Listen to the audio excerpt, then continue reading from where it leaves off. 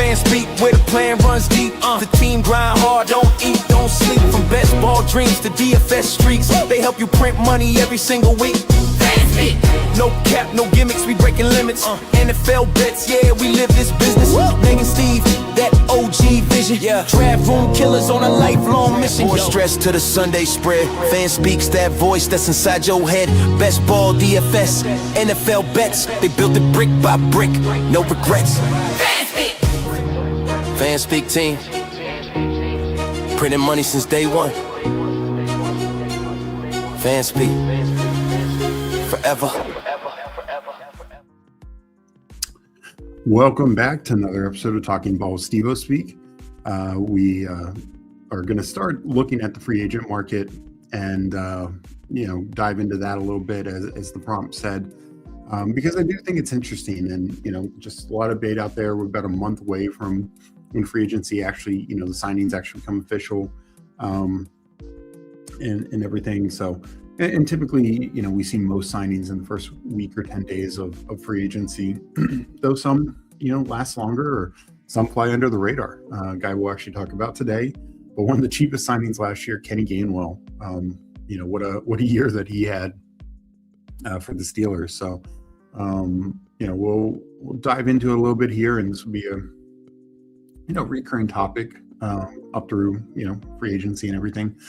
But just really wanted to get into it and start by looking at over the cap. That's my go-to source for free agency stuff, and also I wanted to mention, I do have at least an above average, I'd say, or if not good, understanding of how free agency works. The other reason I bring this up, Debo at the top of the list. There's some I saw, and this maybe just in Commanders and Washington Twitter space, but so many people were confused by the fact that his contract essentially voids tomorrow, and what that means, and the dead cap hit, what that means to evaluate salary cap. So many people just don't understand it, and I get it. It can be very confusing and difficult. So I wanted to, bring it up that, this can be a kind of a recurring theme where I can be a resource if you have any questions on particular teams, their situations. I'll say, I'm going to be writing some articles on the topic, and a lot what determines for me is what a team situation is. And I'll get into that in a second a bit as well. But looking at Debo first, his contract voids essentially tomorrow. It creates about a $12 million dead cap hit for Washington. They knew this all going in. This was, not a surprise to anyone. And so he is a free, he's going to be a free agent. And could they still re-sign him? Absolutely. But that, dead cap hit is going to be that dead cap hit regardless. And same for Mike Evans, same for Christian Kirk. These guys who avoided contracts, Dallas Goedert, Taysom Hill, some guys that aren't going to have future markets. But De'Ami Brown, we knew that he got a $10 million deal, but part of it was paid into this year, into a void year, to make it palatable for the Jags last year, and obviously didn't produce quite that much. So we'll get into all that. We'll look at each position, and like I said, anyone who has any particular questions or wants to talk about particular players or your team, feel free to ask. I'm happy to talk about it all. Let me hit up chat. We got Who Heems checking in first, saying what's up, fam. Hope you're doing well, Who Heems. Let me know. I'm sure he's going on later this afternoon. But Who Heems 9, starting next week, are going to start doing a probably mostly weekly show. And most weeks will be Tuesday. Next week it should be Thursday, or it's going to be Thursday. And, in the afternoon. And we're going to break down just whatever topic. Next week's going to be about number 2 wide receivers and what that does to a number 1 wide, when there's an elite number 1 wide receiver. And just kind of look at what that means. And,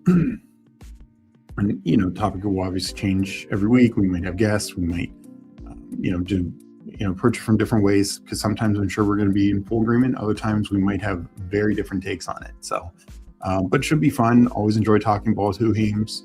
I had him on, last week, where we did a couple drafts together, talked rookies, great conversation there. So always good conversation there. And of course we got Mike Robb upset that Hames beat him is the first comment. We got Nick checking in. How's it going, Steve? Doing good, Nick. Doing good. How are you doing? And yeah, to Hames' credit, he waited. He could have jumped the gun even earlier. Mike Rob saying, back to the training ground, Steve. I got to be better. Not just seeing the ball of the pitcher's hand quickly. Yeah. Well, and you gotta have good awareness, because if it's an inside pitch, you don't want to break the hamate bone that like basically every good ball player in baseball has in the last couple of weeks. And I do want to start doing a couple of baseball drafts. Not today, but I do want to start doing some. But as I said in our Discord, which, speaking of, we do have a free Discord, so check that out. We'll talk all sports, but mainly NFL. But yeah, anyone who follows baseball, there've been a lot of big injuries, including like 3 key players with hamate bones, and let some of these ADPs settle before really jumping into the streets. I'm playing like Drake. Man, you got to shake it off. We got GAB checking in. If you guys don't know, JB Sports, he is in the YouTube streets as well. Definitely check it out. I've definitely caught a couple of his videos. They're really good. Definitely gives a nice, fun perspective on things. And yeah, I've enjoyed. Keep crushing it, JB. GM, GAG, GE fam.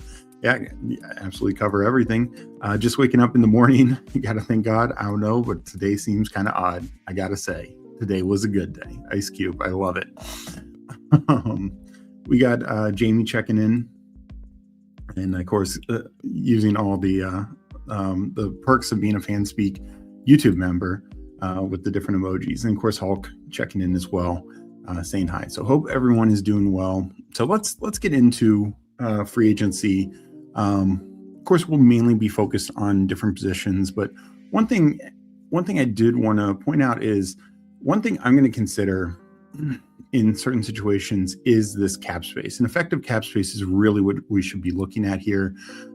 As you can see, it can vary wildly from teams, because what this means is not every team has 51 players. Your cap is, your 51. And that is, honestly, that's even a little misleading because during the offseason, you cover more, but we don't need to get into that right now. But it also accounts for projected rookie salaries, because that is very key. And I'll give a perfect example in a second. A team like the Browns seem to have a small amount of money, $3.2 million. But when you count in the fact they're rookies, and with the accounting for the top 51, they're actually negative $9 million. So it's a $12 million negative swing, which is not good. Because the Browns, and this is the other issue that the Browns have, why it's such a big gap, not just the 2 first-round picks, but so many of their guys currently on the top 51 are these voided players. David Njoku, who already announced that he's not back to Cleveland. I think likely almost none of these guys are back. Essentially, their entire offense line they voided. They had signed these voided contracts. Joel Bitonio, Wyatt Teller, Jack Conklin, Ethan Posick. Interesting way to do business. And then some other guys, Devin Bush, had a tremendous year. They absolutely went back. But this is the problem that the Browns have, is they don't have an offensive line. B, they don't have money, and they don't have an easy way to convert money, with the exception of pushing Deshaun Watson money forward, which seems like a massive mistake. But he accounts for so much of this. And even somebody like Myles Garrett, you can do some things to lower this number, this 15 million signing bonus, an option bonus, but it's not as easy. Like, it's much easier to push Denzel Ward's money forward than Myles Garrett. So there's not a lot of wiggle room for them also, which is not a good thing for the Browns. I think they're going to have to be very creative. Like, even somebody like Jerry Jeudy, doesn't have a lot of money you can push around. So they're going to have to get very creative as they build this team, and probably was another reason why coaches were avoiding them. Their cap situation is pretty ugly. So I'm not sure exactly how they're going to get this all said and done.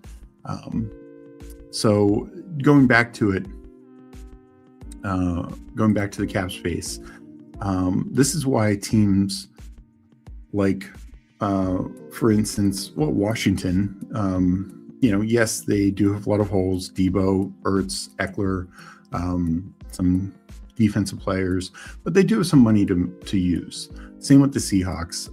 We know Kenneth Walker is a free agent, and while they have some key defensive players as free agents, I think Kenneth Walker is not going anywhere, and they've essentially made that clear since the Super Bowl as well, because they have enough money. A team like the Jaguars, it's a little bit more concerning because they're in underwater right now, and while there's some definite ways to get out of it, Travis Etienne is going to cost money. So it's a little tougher. While signs, I've seen mixed reports, but most beat writers seem to indicate that the Jags want Etienne back, but it's definitely going to be a harder case than, say, Seattle. Jets are the interesting one with the cover boy of this, Breece Hall. They have the money and they need good players, but he doesn't seemingly want back. The question is, do they franchise him? That could lock him in. That would be, I think, terrible for his fantasy value. But we'll just have to go, kind of wait and see. And right now I'm in this holding pattern. Like, I have him a little lower in my rankings because I do worry that the Jets will franchise him, just because I feel like they are in Aaron Glenn is essentially a lame duck coach, and if he doesn't win games, he's not going to be here. He might not even make mid-season. So getting rid of one of your few good players left without any compensation, at least when they got rid of Sauce and Quentin Williams, they were getting draft picks. They're getting nothing in return for Breece Hall. So let's start looking at some of the actual free agents and go position by position.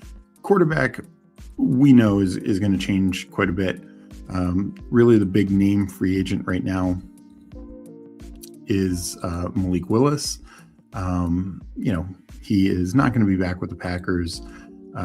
He's definitely going to have a much bigger market. Let's see if it will actually go this time.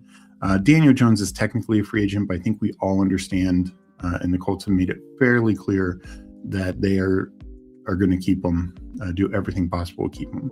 So this leaves us to this other group of guys. And, Aaron Rodgers, also technically a free agent. I think if he's back, it's almost certainly the Steelers, and with the small chance of the Vikings, because, he kind of flirted with them last year. So I don't think he's really big on the market. Marcus Mariota, Russell Wilson, Joe Flacco. Yeah, that's what we're left with,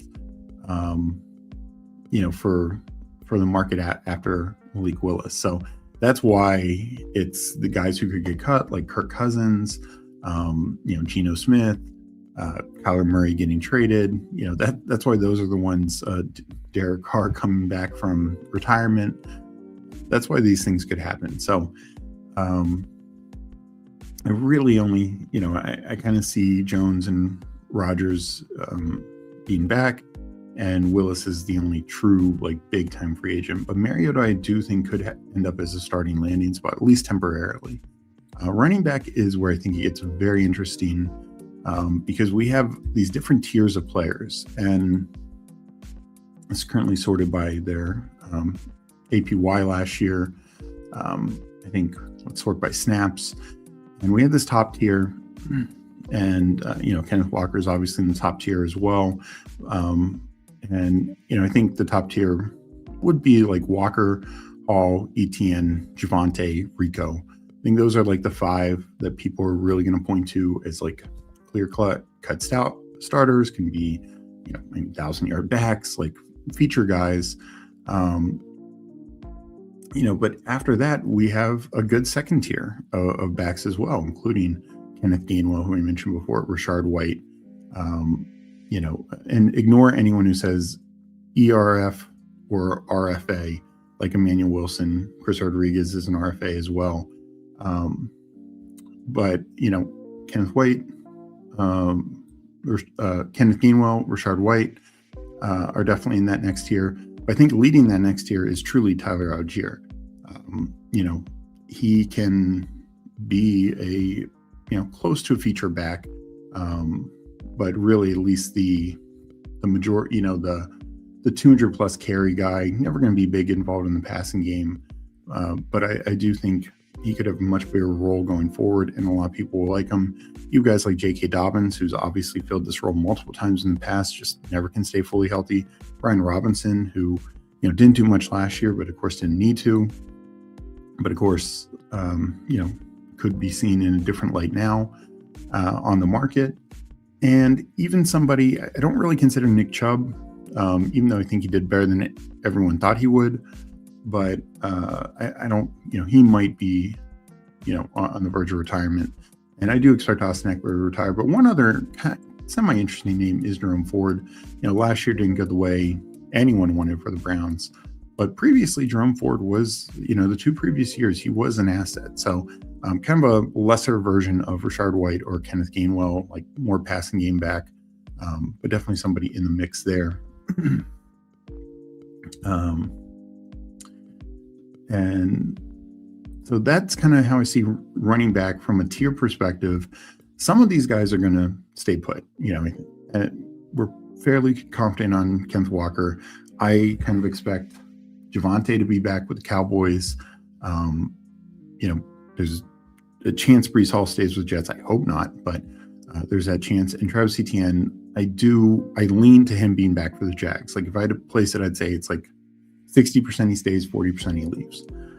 Rico is almost certainly to leave the Panthers, and I think he becomes a very interesting free agent, just from a perspective of there's so many different dominoes that could happen here. If Javonte were to leave for the Cowboys, Rico could go back to Dallas. Another interesting situation for Rico. While Meg, my sister, and I know who Hames is big on Kenneth Gainwell going back to the Steelers as well, with the Aaron Rodgers ties, because the Rodgers really did like Kenneth Gainwell, and the team liked him. They voted him as team MVP, or offensive MVP.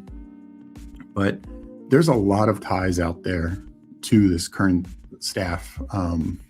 Rico Dowdle, of course, was under Mike McCarthy, and the current Steelers running back coach was the assistant Cowboys offensive line coach for the last 4 years. So he has ties to Rico. He actually also has a tie to Javonte Williams from last year. The Steelers are, to me, a wild team. Breece Hall, of course, tied to Aaron Rodgers. And then if a couple guys get cut, Aaron Jones, obviously tied to Rodgers, Mike McCarthy, and the current offense coordinator, not only from the Packers, but last year with the Vikings, the current Steelers offense coordinator was with the Vikings. And then Tony Pollard also, if he were to get cut. So a lot of different ties out there for the Steelers if they decide, and they could just say, we're going to go with Jalen Warren and Caleb Johnson. So Steelers are a big wild card team right now. So I do think we're going to start to see I think running back is going to be the position that is most interesting. Even if we get guys going back, there's still going to be the second tier market of Rico, maybe Breece Hall, Kenneth Gainwell, White, and some of those other guys, Algier in particular, Dobbins. I know the Broncos say they want him back, but he could go to a couple different places and be pretty relevant. So, and Brian Robinson is definitely a late round click that I'm making at times, just because I do think he could end up in a better spot. Receiver, this is a bit tougher because I think some of the biggest names are expected back. In fact, if you look at it, I don't really expect Wan'Dale back. Most Giants things that I've read do not expect him back. George Pickens is almost certainly back. Alec Pierce is, I think it's kind of like the ETN thing, 60-40. They want him back. Steichen wants him back. They don't have a lot of money, but they could find that money. I mean, Steichen is probably coaching for his job right now. And I think he wants the band back together that was at one time looked to be the best team in the AFC. And so bringing Pierce back could be a big thing with that. There's actually rumors that the Packers want Romeo Doubs back. That seems shocking to me, given their investment in the receiver position. Both, Christian Watson's under contract for one more year. He is a free agent after next year, but Watson clearly came back strong last year. Jaden Reed, of course, has been very good for them when healthy. And then they invested a first and a third round pick last year in Golden and Matthew Golden in the first and Savion Williams in the third. To say nothing, they still have Dontavian Wicks, so they have plenty of depth. So I expect Doubs to leave. I think he'll have a good secondary market. Juwan Jennings, 49ers seem to want him back, but he could leave just because the market is out there. I don't really expect Debo to be back. Rashid Shaheed, who I think is a better receiver, one of the higher tier guys on here. And I think he's going to have a big market. Most people expect him to go with Kubiak. Like I mentioned before, Seattle does have some money. I don't know if they'll pony up for Shaheed. They did give up 2 picks, so they might be willing to. Next guy I do want to mention, just because I think he is a lock to be back, is Mike Evans. Had obviously the down injury year, but Mike Evans, I think retirement is still technically a small chance, but most likely he is back. And if he does leave, I feel fairly confident he's going to a top tier team. I don't think he's going to, go, not that the Browns can afford him, but go play for the Browns. So a couple other teams I wanted to kind of mention and look at is, and I think there are some other interesting situations. Keenan Allen, is he retiring? Does he try for another year with the Chargers? I'm sure, I don't know. I could see actually Mike McDaniel liking him a lot because he's such a technician at the position, but not sure. They have enough depth there. I don't know if they go and do that. But I think a couple teams stick out to me. One, we know the Bills. Brandon Cooks ended up being their second best receiver down the stretch, and that's not a good thing. We know they need to go get a receiver.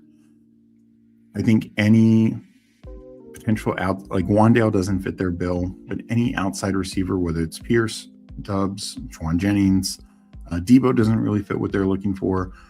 Or Rashid Shaheed. I think those are the 3 that I'd kind of look at, or 4 with Pierce, that kind of look at targeting for the Bills. They also could just say, we're going to draft one in the first round. There could be some options there with like a Denzel Boston in their kind of draft range. The other interesting team is Huheim's team, the Chiefs, because they have 3 free agent wide receivers. Juju Smith-Schuster, who actually played the most snaps on the team, Marquise Brown, 49%, and then Taquan Thornton, 33%. That's a lot of snaps, and sure, some of that was racist suspension, though that could happen again. And Worthy's injury, I get that, but Chiefs have a very thin wide receiver room right now. It's essentially Rice, Worthy, and Jalen Royals. Not a lot else there right now that they have confidence in. The other is, my team, the Commanders. Let me just sort by actually team. This is actually a better way to look at it. In this regard, is if you look at the Commanders, they have Debo 67%, Chris Moore 40%, Traylon Burks, which was, he was signed mid-year, ended up only playing almost 30% of the snaps, and Noah Brown, who was technically signed to be their third receiver, he got injured again, only played 9%. So Terry McLaurin's back. They have Luke McCaffrey. They have Jalen Lane. That's about it. This is a team desperate need for receivers. So I do expect them to be in the market for a receiver at some point. A couple other things I wanted to note from teams. Khalif Raymond is a free agent. I think this really opens up the door for Isaac Tesla. That's why I'm kind of ahead of market on Tesla. Jalen Coker, Tremaine, these guys are all coming back. So, don't worry about that. And then the Ravens, Hopkins, Taylor Wallace, who played more than anyone thought. So they're going to need Bateman and Walker to step up, or they're going to need to go get a receiver. I expect them to do that. And then the other big one is the Steelers. Of course, a lot of Thielen snaps were with the Vikings, but, Calvin Austin's free agent, Thielen retiring, MVS, Scotty Miller, they're just picking up guys off the street. Basically, they have DK Metcalf and, Roman Wilson, who was completely in the doghouse at the end of the year. So I really expect them to be aggressive. They actually have a decent amount of money and also could look to draft someone as well. So that is where kind of like, I think looking at it from both the team perspective and player perspective is interesting. I do expect many of the big names to stay with their teams. Like I said, Pickens, Evans, and Pierce being the most likely ones, but even a couple other ones like Juwan Jennings as well. So there are guys out there, and some of these feel mispriced into the market. I did want to talk about this as well. Like Rashid Shaheed could just have a massive bag thrown at him. Does that always equal, underdog success? No, of course not.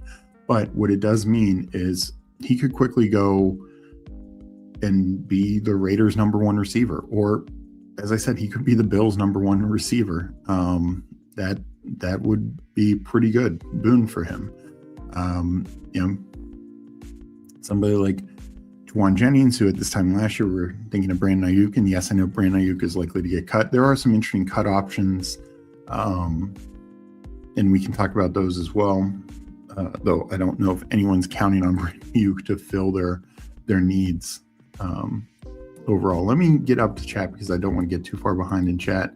Paulino checking in. Cleveland always in purgatory. Yeah, they are not in a good position free agency wise or general. They are just, definitely struggling. JB, I can see a Redskins filling at least 2 of the 3 positions via free agency. Yeah, I think they have to, because they also don't have a second round pick. They gave that up for Laramie Tunsil. And, while they have an early first rounder, they just have a lot of needs. A lot of needs on defense, a lot of needs. Their offensive line is good. Their starting quarterback is good. They will need to get a backup quarterback and spend a little bit of money that way. But other than that, they have needs basically at every position. Wide receiver, tight end, running back, pass rusher, defense tackle, they're pretty good, but edge, linebacker, safety, and corner. So that is the team. They have money, but they're going to have to spend it. Kelly, I'm here just listening while I work. Well, appreciate you jumping in. Kicks, Scataboo, absolutely. Appreciate that, Jamie. Loves Romeo. I know. I do know that Jordan Love seems to really like Romeo Doubs, and I think, he was a former 4th round pick. Nobody gave him any credit.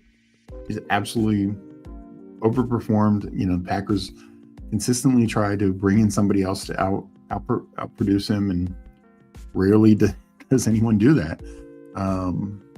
So it's tough, but just given all that they've invested, I just don't know what they'd do. Like maybe they would then trade Jaden Reed. And the other thing is Doubs, Golden, and Christian Watson, they are just outside receivers. Like they are not slot guys. Dontavian Wicks is better on the outside.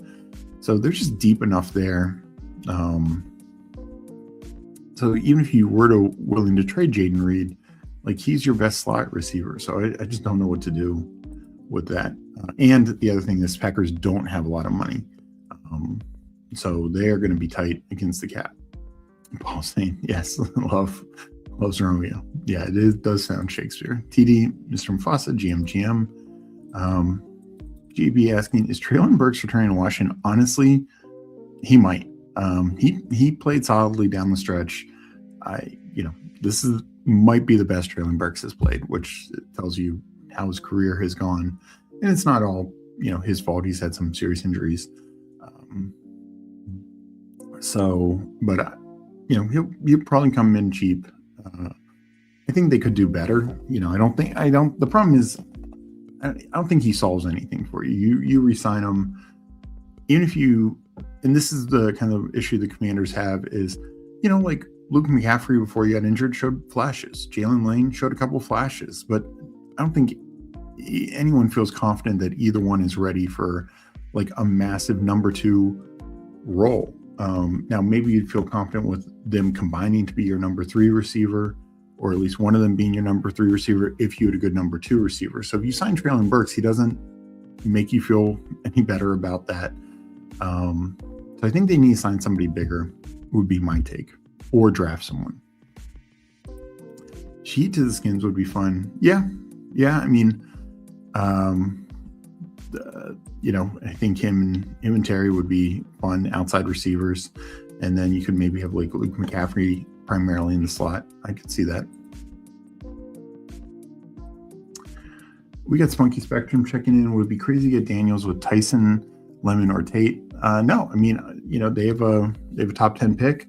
I think we're going to see one, if not two, receivers taken in the top 10. Washington, their probably biggest need is pass rush. Like, they're not going to get Reese, off-ball linebacker. They could take Sonny Styles, the other Ohio State linebacker, where they're at, but that feels kind of rich. They could go Caleb Downs, another Ohio State player at safety, but it's like when you're taking linebackers and safeties, positionally value, those are not as strong.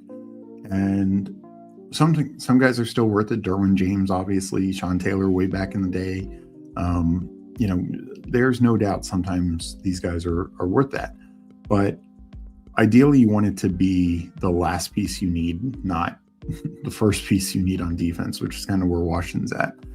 So I could see them going wide receiver to get the most out of Jane Daniels. I mean, they got to look at it that Daniels is their future. They made this decision, Daniels over May, and now they need to make it work. So adding, and this is why I never understood the Terry McLaurin squabbles last offseason, because you knew this was coming. You knew you didn't have receiver depth going forward. So yeah. So and as Star says, Tyson does get mocked there.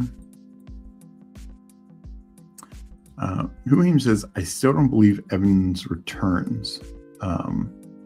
More like 50-50, 90-10. I'm probably like, let's say, I think there's still a very small chance he retires. I mean, players get to this age, they can, and maybe he's already made the decision, but I think we'd know soon. Like, we're not going to know in March if he retires. Like, we'll know in the next week probably. So that gets smaller, I think, every day. But I'd say like 75-80% he returns. He's just always talked about wanting to be with Tampa. The last time he was a free agent, right after the Brady era, he talked about wanting to stay and retire in Tampa, and he's just very connected down there. I know that. So, and I also look at it like the Raiders have a ton of money, new coach, they need a alpha receiver. I don't think he's going to Vegas, like he's just, even though that could be a fun, quick turnaround team, I think he would essentially only go to the Bills, maybe the 49ers. I just think it would take there's only a handful of teams out there that he'd even remotely consider. Like, I don't even know if he'd consider Baltimore, because are they going to throw enough? Are they, does he want to go there? He has no connection off the top of my head there. So I'd have to think about other teams that, like, if Washington throws the bag at him, I don't know if he wants it. And we just saw last year, Chris Godwin probably took less money to go back to Tampa. So I wouldn't be surprised if Evans, forgoes a couple million to stay in Tampa. Just don't see Washington spending that high of capital on wide receiver versus edge. If Peters is wise, he should go edge in the first and wide receiver in free agency. Another third, fifth. Yeah. I mean, I just think if those top like 2 or 3 edges are gone, then do you reach for the fourth edge? Or do you take the number 1 receiver, or number 2? And I think those receivers are well worth it, where, and I think Bain is going to be clearly gone. Maybe Bailey's gone. Then I think it's questionable if there's another, edge definitively worth that top 10 pick. I like Keldrick Falk. I like a couple of these other guys. Just don't know if they're totally worth it. I think it's deep in the first round, but I think it's like back half of the first round, and they have a top 10 pick. So it's like, are you reaching? I mean, I don't know if that's a great strategy for any position, but much less at like quarterback. Sometimes you just have to do it, but edge, I don't know. And Huim is basically what I said. If the top two guys are gone, you may not have a great choice. No, I could absolutely see them trading back. They need more picks. They need to get younger. This was the oldest team in the NFL last year, and it showed. Yeah, I mean, medicals were definitely part of it. Rumor was that he had a pretty strong market out there, but we'll never know for sure. Let me just wrap up with tight end, and then we can get into a draft. Like I said, we'll talk about this more. We'll talk about different teams and situations.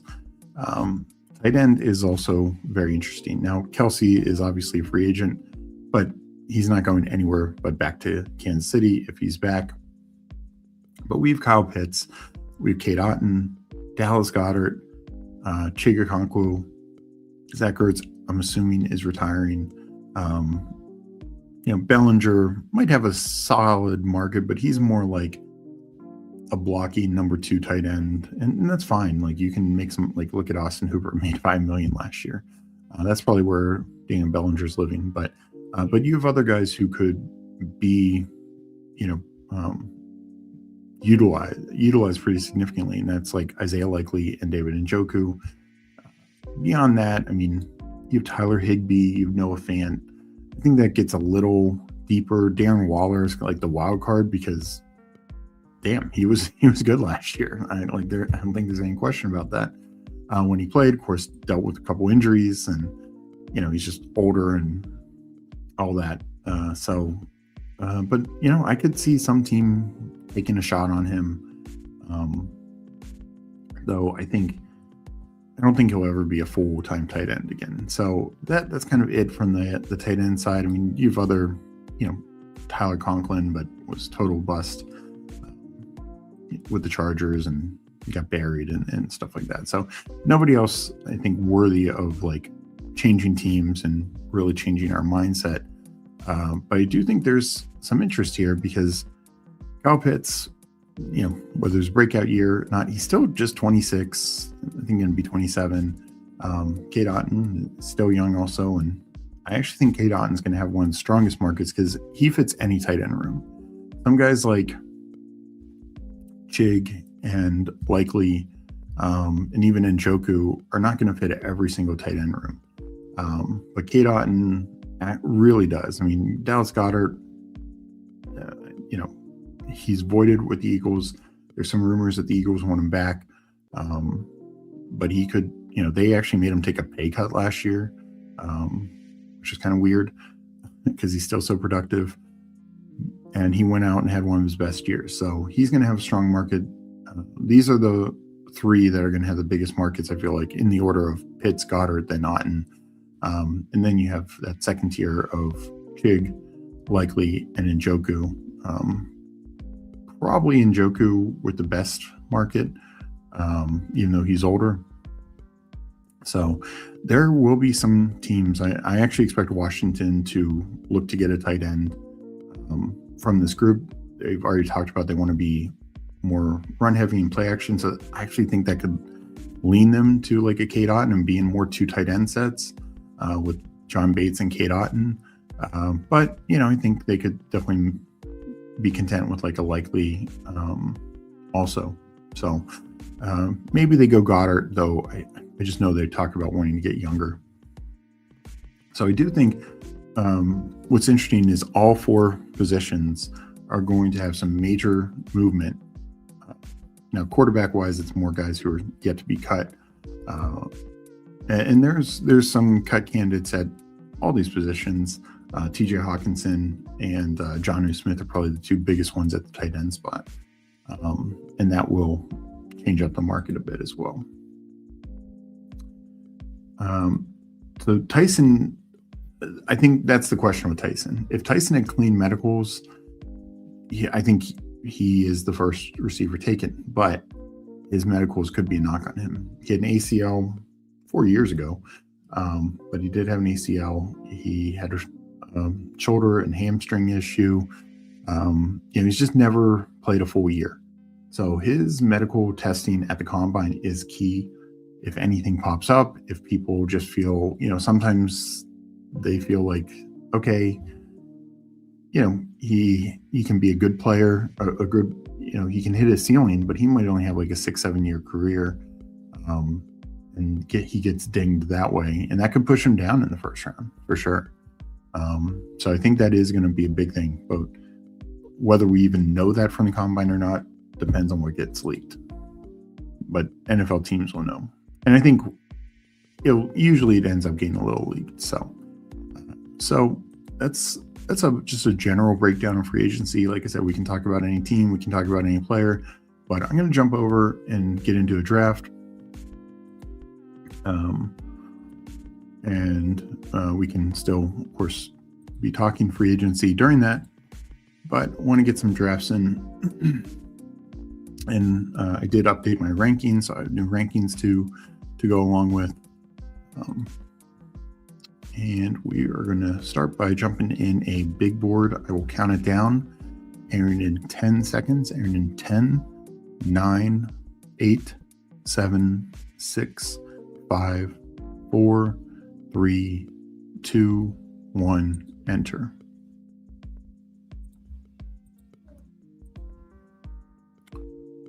All right, Wayne on 5.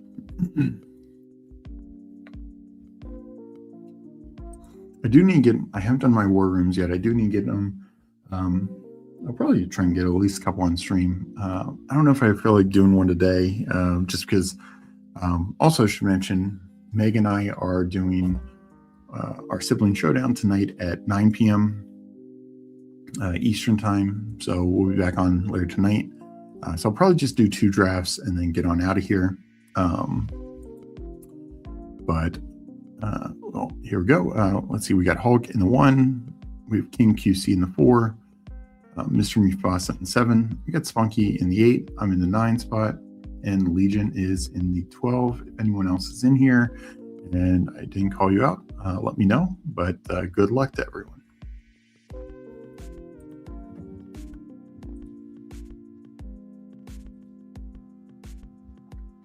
So a couple other things. I did see DraftKings has their best ball out. We will get Drafters and DraftKings rankings up shortly, in the coming weeks. I do want to start doing some of those on stream as well. Probably not as many. Mainly focus will be on Underdog.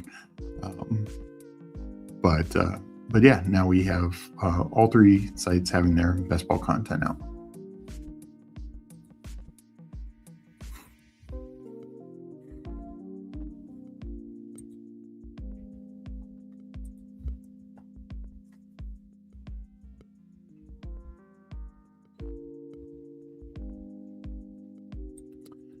So early on, I did move up Genty and Hampton. I had initially had them a little lower. Moved Jefferson up, not as high as his ADP, but moved him up. I was back half of the second round with the JJ McCarthy fear. So a few other tweaks in the first couple rounds. I'm going to go James Cook. I love Amon-Ra as well, but tough to argue. James Cook, 3 straight years, 200 plus points, 250 and 285 last 2 years.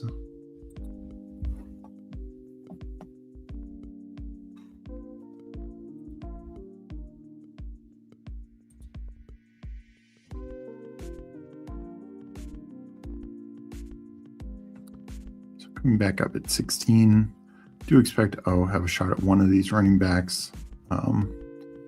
George Pickens. Would I take a shot at Justin Jefferson if he's there? Yeah. I'm slightly lower in London and Neighbors. Neighbors I pushed down, not so much the Nagy stuff, but just I am getting a little worried about him returning from the injury. We definitely aren't getting great positive early news on that.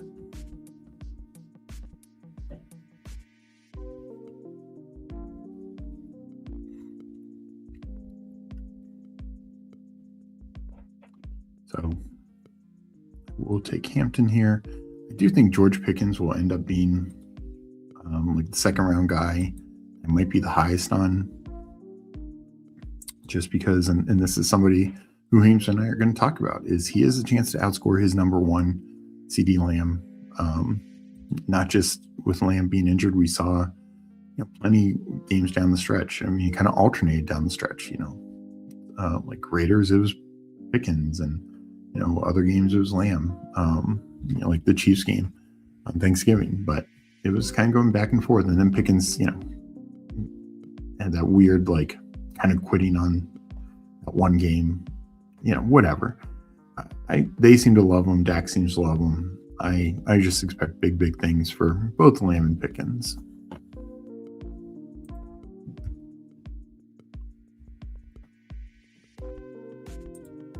Yes, UD is half-point PPR. I'm not used to drafting here yet. No, Spunky typically drafts on DraftKings. So yeah, half-point PPR, no bonuses. So no like 100-yard or 300-yard bonus. Is there ever a situation where you take 4 tight ends? Yeah, I think I've already done one team with 4 tight ends.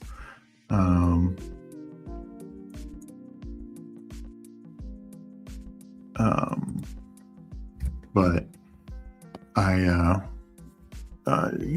it would depend on, like, generally it'd have to be late round guys. The other situation would be like, if I'm getting like a fall, like I don't like George Kittle at his ADP, but if he fell, then I might want 4 tight ends to help manage if he's, like later, but kind of starting guys. I think the one time I did was with Kelsey, because I started with Kelsey and I was like, I feel like I kind of need 4 tight ends in this room, just in case Kelsey retires. I'm not totally dead. Yeah, running back are much more crazy on UD. We got Emo Cowboy checking in. Hey, Steve, agree on the Dallas guys, especially seems likely Pickens goes elsewhere. I don't see Pickens going elsewhere. I mean, talk from the Super Bowl, talk from the Cowboys beat guys seem to be, they're at worst case franchising Pickens. Will he like being franchised is another matter. So my read on it is he's not going anywhere, but maybe that changes. Maybe they franchise him, look to trade him. That does happen sometimes, and he is such a talent. And from the Cowboys' perspective, they could say, we spent a 3rd rounder to get him. We can get a 1st rounder in return. And also they have the, I think the 12th overall pick in the draft. They could maybe just take a replacement in the 1st round. So I think that would be like the only situation if he does leave, it'd be via trade, would be my guess, like franchise to trade. But I don't think they would just let him walk.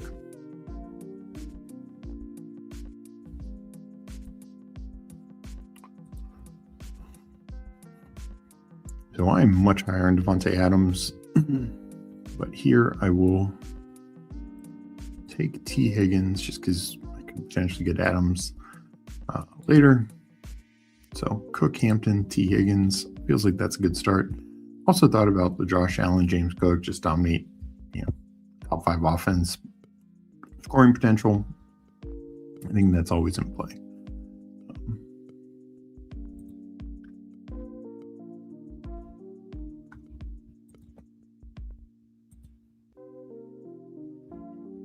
So let's see what gets back to me.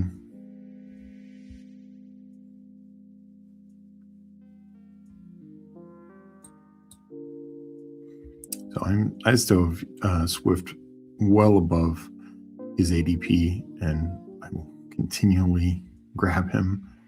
I might mix it up here just because, again, can get him later. So I might go receiver if Lad or JMO get to me. I like ETN. Also might pull up Scatterboo.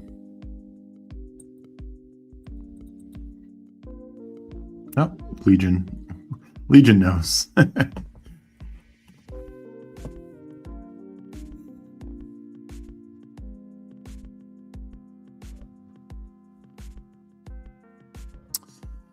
So I don't get any guys I wanted.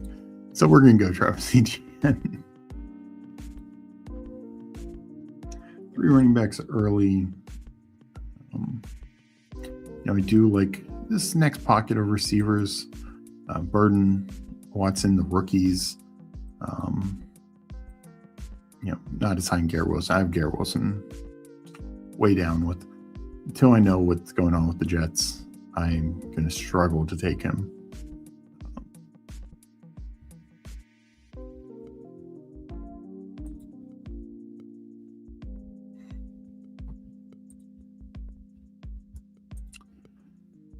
I don't have much Loveland. Loveland is just at a tough price point for me. I mean, I think he's worth it. It's just, I feel like there's just such an opportunity cost with now in this room, I already have 3 running backs, but the running back cliff's about to hit. There is, after that, tier receivers I mentioned, and Terry McLaurin also in the mix. I'm still lower on Terry. I moved him up some just because I think, like, right now, he's got no competition. But I do think there will be competition, is how I'm reading the tea leaves. So, 2 years ago when he was a massive hit, he had Zach Ertz as the only competition. The number 2 receiver was a combo of Noah Brown and De'Ami Brown, and then little Zacchaeus. Like, not exactly rogues gallery of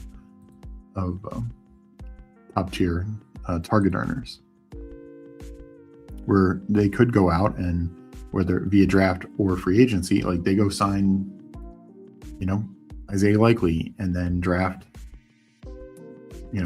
Tate, or Lemon. They could absolutely take Lemon and filling in Debo's slot role. Those are big target earners potentially. So,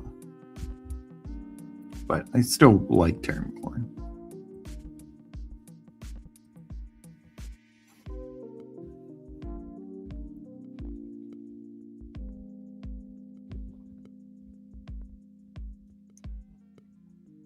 So definitely looking receiver here if one of the guys get back to me that I like.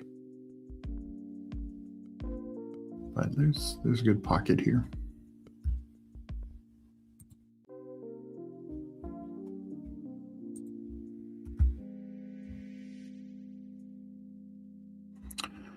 Cortland Sutton is somebody I'm way ahead on. Not way ahead, but around ahead on. Brian Thomas, I just have a tough time at his current ADP, just because there's so many Jags receivers to feed, and it feels like there's some inefficient pricing there, and I haven't figured out where it's at. I definitely recognize Thomas is the most talented of the full-time receivers. Potentially, Travis Hunter would be the most talented if he were to get that nod. Yeah, I don't know how to judge the Jags receivers right now. Yeah, I mean, the problem that the Jags have is, well, Hunter could do everything. Jacoby Myers and Parker Washington are more slot only, and then if you feature them, very talented. I think I'm going to go Rome here over Watson. Close for me. I know I have Tyson ranked a little higher than Sutton, but I'm going to go Rome. Hoping I get back another receiver there. Also, Joe Burrow could be in play. I think some people think they just, Parker Washington had this breakout. They just signed Myers to an extension and trade for him, and of course traded up and loved Travis Hunter, and it was this regime that did it. The previous regime is one that got Brian Thomas. So maybe they trade Brian Thomas, but Brian Thomas is the one truly different outside receiver from that group. Again, Hunter can play outside, but probably you'd ideally want a good percentage of his snaps inside. So I don't know if they would be willing to do that. I do think there'd be quite the market for him.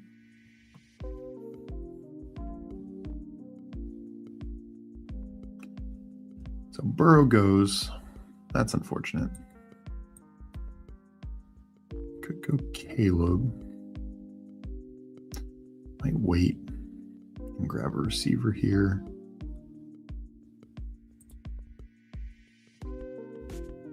Like DK Metcalf, like Mike Evans. Of course, Jordan Tyson.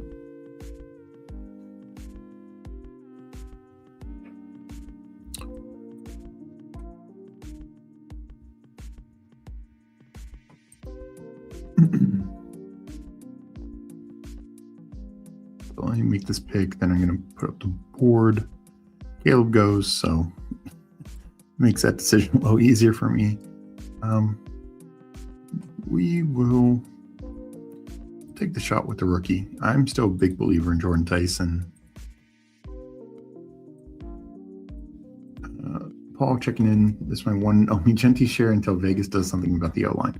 Good news is Vegas has a ton of money to spend. And while some could be earmarked on defense and Shaheed, I do think O-line just becomes a massive priority.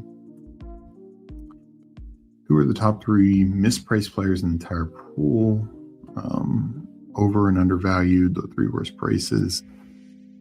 I'll ignore rookies for now because I do think as a whole, those are fairly mispriced. Let's see. So at running back, I'm trying to think. Who would I say stands out is super mispriced, not counting rookies, because I do think, again, there's some issues there. I think Ramondre is mispriced, and Swift. I think those two, I don't know if they're the 2 most mispriced, because somebody could be like 4 or 5 rounds mispriced later, but just they're being treated, Ramondre is being treated as the backup running back. We just saw the entire run, the entire season outside of the time where Ramondre was hurt, and then the playoff run in Super Bowl where Ramondre clearly was ahead of Henderson. And, I just don't, Ramondre is fully under contract. I'm not going to, he's not a free agent, still relatively young. I just don't know if Henderson just massively overtakes that role. But in terms of like a later, I'm going to give a later running back that I think is mispriced. Well, the one that I point to that I think is significantly mispriced is Emmanuel Wilson. He's a restricted free agent. I don't see him going anywhere. He has, in back-to-back years, had 125 carries, 103 carries, essentially 500 yards, 3-4 touchdowns, little contribution through the air. But we've just seen when Jacobs misses time, he fills in and fills in pretty well. I think he had the Packers' only 100-yard game this year. So I don't know why, like clear backup running back. Like a Blake Corum, Monangai are going to get more, and I get like a Tootin as potential for more. But why is he going? Let me make my pick. I'm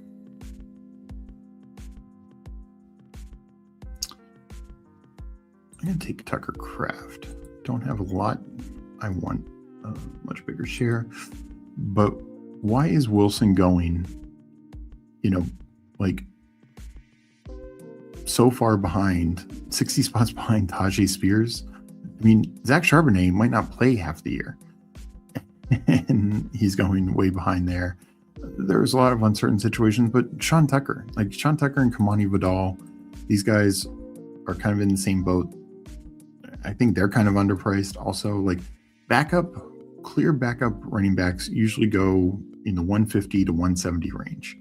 And whatever reason, Emmanuel Wilson is going, and it's a good offense. So because it's not a situation like say James Cook, where James Cook only has value, unless something changes. Or Ray Davis only has value if James Cook misses time. It's not just a pure handcuff play for Emmanuel Wilson. Like, he'll probably have a couple usable weeks without it. Then I'll find a couple of others. Cowboy Xavier, I can't let you disrespect him like that. Worthy. Great stream last night. Yeah, no, I caught part of the stream last night. It was a very good stream. Didn't think Hurts would get back to me, but still rough. Marshawn Lloyd factors, Wilson. I mean, Lloyd can't stay healthy, and Wilson, I don't know. Wilson to me has not done anything to lose the job, is the way I look at it. I will take Jacoby Myers here.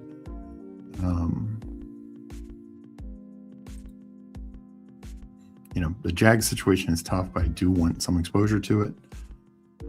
It's a good offense. So I just don't know if, both Wilson and Chris Brooks might be ahead of Marshawn Lloyd. Like, I don't think there was a clear indication that Lloyd was going to be getting the job of Wilson last year, but at least it felt murky. This year it doesn't feel that murky. As for mispriced, so receiver, I think, has some wild markets, like Alec Pierce, who just went. I think people have a tough time realizing how good Alec Pierce was last year, and how good of his market's going to be. Either the Colts pay him or he gets paid, like, big time. And I think he deserves more to go in the 60s, 70s. Truly, honestly, more in the 60s, because he could be, particularly if he's with the Colts, like the number one on what we project to be a good offense. I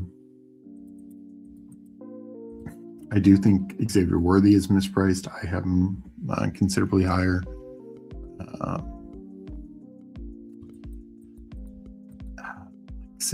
trying to find like massive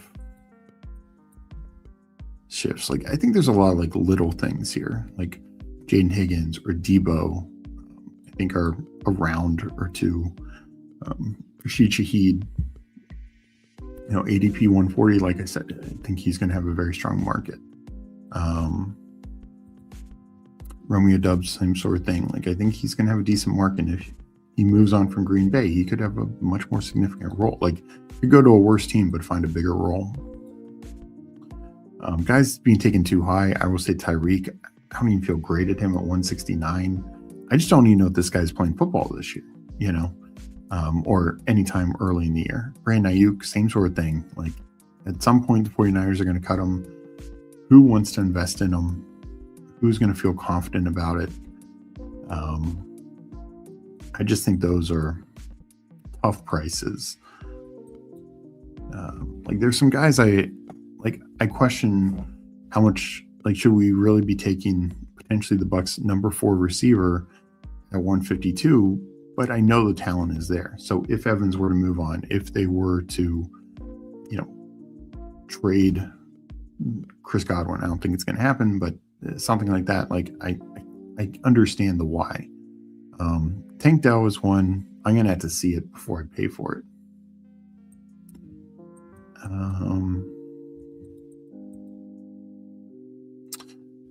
Trey Harris has moved up to the point where I think he's going where he should go.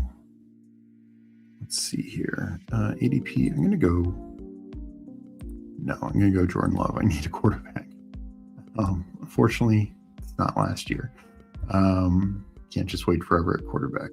But hopefully that changes to some degree down the road.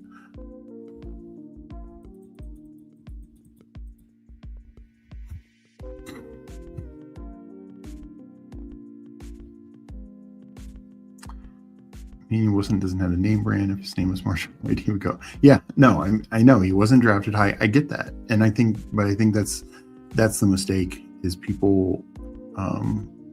But what's weird is, like, neither does Kamani Vidal. I know 2 years ago, a lot of people were hyping up Kamani Vidal for the Chargers. It was a complete bust that year. Last year, because of injury, he got his way in the lineup, had some big games. But people were taking Kamani Vidal in 160s, 170s. Emmanuel Wilson's outplayed Kamani Vidal. But yeah, no, it's an interesting one. When Lloyd Christmas fumbled the briefcase. Currently have and will end up having 0 Tyreek. Don't buy seriously injured or yeah. I mean, if back on the clock, and Denzel Boston is still there, so that worked out well for me. Look, if we get to July, August, and it's like wherever he ends up, because Miami will almost surely cut him. Somebody signs him, and it's like, okay, there's a path there for him to be at least decently involved, and he stays in the 150s. Yeah, maybe I'll take some then. But right now, I cannot take him without A, knowing his team, B, knowing like what his prognosis is. And if he, because of those things, were to climb into like the 120s, 110s, then I'm out. Like, I'm just not taking, like you said, like an injured old guy who relies so much on speed and quickness, and his leg, that was a gruesome injury. I just don't know if he's going to fully recover that explosiveness. Great shout out, Warehouse. I'll take some shares of Tyreek. He is the ultimate make you feel stupid later pick. Yeah, like for me, I think I'm okay sitting out on the big board,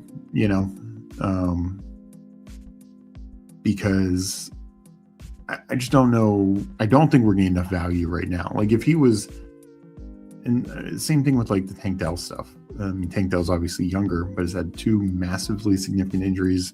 They brought in guys above him. Like, okay, you can tell me a report right now that he's okay or healthy, but I'm not going to believe it for that, because that guy relies again solely on speed and explosion. Is it fully back? I don't know.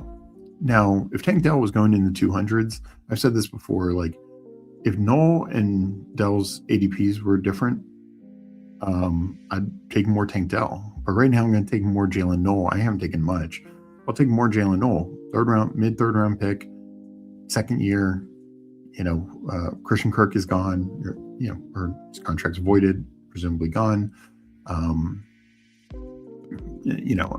just think there's a very real path for Noel to have a role, and he's going in like the 200s. Very bright enough to sunset into his second career. That's fair. He's down with the $1. Yeah, I mean, kind of. It's just, that's still the point. I think the biggest thing is there's just a huge swath of receivers who you can make the case, because I know it's coming up, but I can make the problem that I have here is simple. Like, Tyreek going 147, like Josh Downs may be limited, but we talked about before, like Jerry Jeudy could be the one. Torrey Franklin could be the number 2 on a good offense. Calvin Ridley, who knows? I mean, he's cut, probably going somewhere. But then we have some of these rookies. Let me make this pick. It's like, oh, what do I want to do?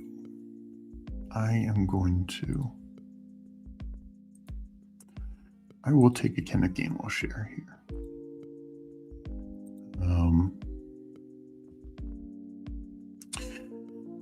I think the bigger issue is him being taken at 147. It's the opportunity cost at other positions. A quarterback just totally dries up. If any quarterback's still sitting there, starting quarterback, you should be taking them. And then these like running backs, this is like the last tier where we feel like reasonably good that potentially starting, like Connor. I don't know why Benson's up this high now. People are treating this as a coin flip. Not sure if that's the right call. But like, Tracy Dobbins, Connor, Kamara, Mason, Aaron Jones is a little later. But kind of like that range is, because then running back starts to drop off another cliff. Tight end, you kind of get that tier, Kelsey, and I think we're both in agreement Kelsey's going to be up there, but it's like Juwan Johnson, Mark Andrews, Hunter Henry, and then we kind of see another tier drop. So I think wide receiver, that tier is much, much wider. And speaking of quarterback, Let's take CJ Stroud. This will fall on Matthew Golden, but I'm not going to scoop it, even though I do have Love. I just need a quarterback, unfortunately. But the thing with wide receiver is, like, yes, I agree. Like, if he's somehow 100% health, or not 100%, but near healthy, Tyreek Hill can return a ton of value.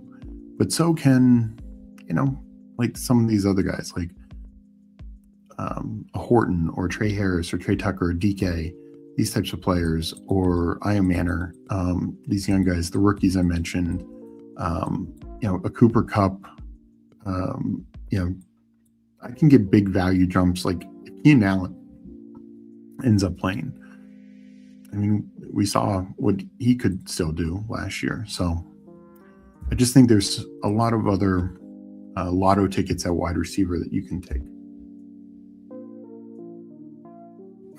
Other than Pat Bryant. I mean, I get he is probably the highest upside of that group of the guys I just mentioned, but I think it's also probably the biggest stretch that he reaches his peak upside. Where, like, I can say, I know Cooper Kupp didn't have a great fantasy year, but he's going in the 20th round. But B, if he's the number 2 on the Seattle next year, I could easily make the case that position next year adds 20 catches, 200 yards, 3 more touchdowns. Easily, Same with like Keenan Allen. Like if he goes to a solid landing spot, still playing, saw what he did last year in a more crowded room, he still has the game. And just those rookies, I think, are just similar lotto tickets. I think I'm buying Tyreek. Obviously, ceiling is lower now, but I think this is higher than anyone in that range could have been. I mean, that's fair. It's just, I don't know. I'm going to have a tough time with it. And like I said, I think I'm willing to sit out the big board. I'm going to need more data. Maybe if he gets cut and he clearly gets a good landing spot, then I can rationalize it. I just worry he could be almost sitting out a year like Odell Beckham kind of did. And, it's just tough, at this point in his career.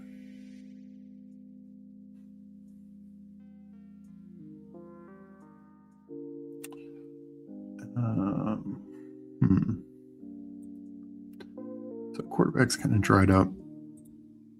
Running back. Receivers. I already have one Jags receiver, so I don't think I need another. Could go tight end.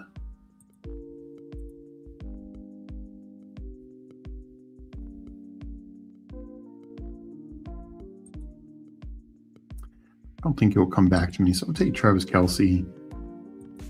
I'll still take a third tight end, but boy, if Kelce plays, Kraft Kelce, it's a very strong tight end room.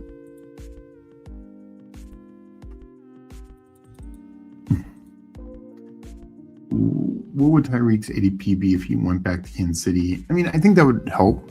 I don't think it should change his ADP. I really don't think his ADP should change until we know his health is better. Because I think people right now are saying he'd be Miami's number 1. I mean, if he goes back to Kansas City, he's not the number 1. Or at least shouldn't be considered that. Steve, he's out, man. If he's not streaming, your grandma's people, where he is. I just think 0 is wrong. Yeah, I mean, if there are situations where he starts falling in the 160s, I'll take him. Like I have him currently ranked 169 or 168, something like that. I just think his current ADP has a little too much opportunity cost risk, and also he gets cut by Miami, signs with Kansas City. Maybe I do start tacking him on to like Mahomes stacks, like that also could change my 0% chance. Travis Hunter, I actually think I'm going to go Kamara.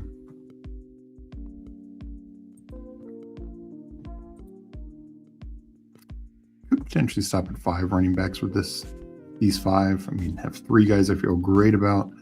Gainwell and Kamara definitely have paths for good roles. We'll see about tacking on another.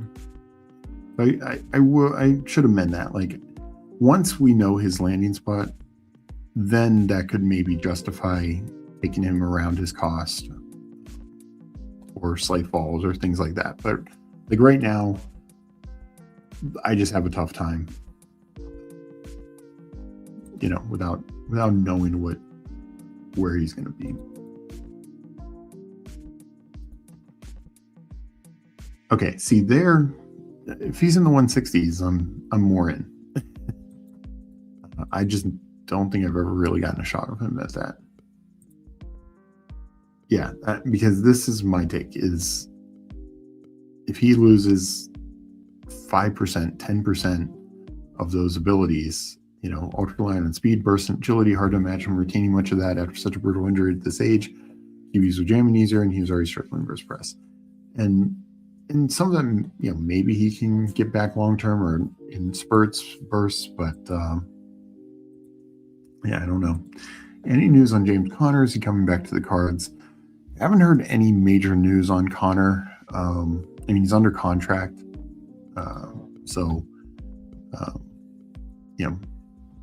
we will see if new staff LaFleur likes him. That's another place where Breece Hall has some ties. LaFleur was his offense coordinator when he was drafted.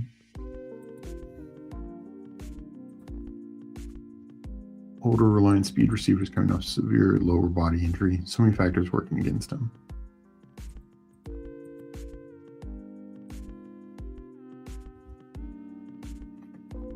I mean, I kind of think that is like his speed. He was just posting whoever he was with, so he could adjust, and he could run down any ball also. Oh yeah, definitely looks like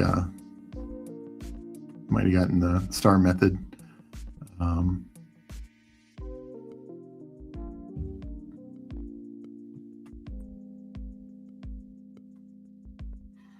Yeah, that's tough. Sorry about that.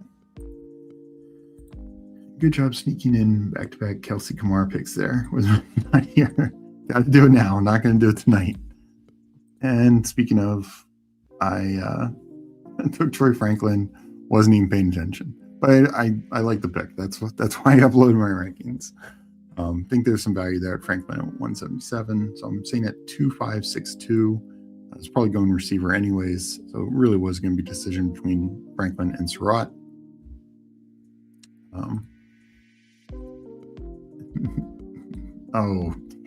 Can that work, Air? Damn. Who needs running backs anyways? We will look at Hulk's team. He's sitting at 3471. I'm guessing he wanted a running back there.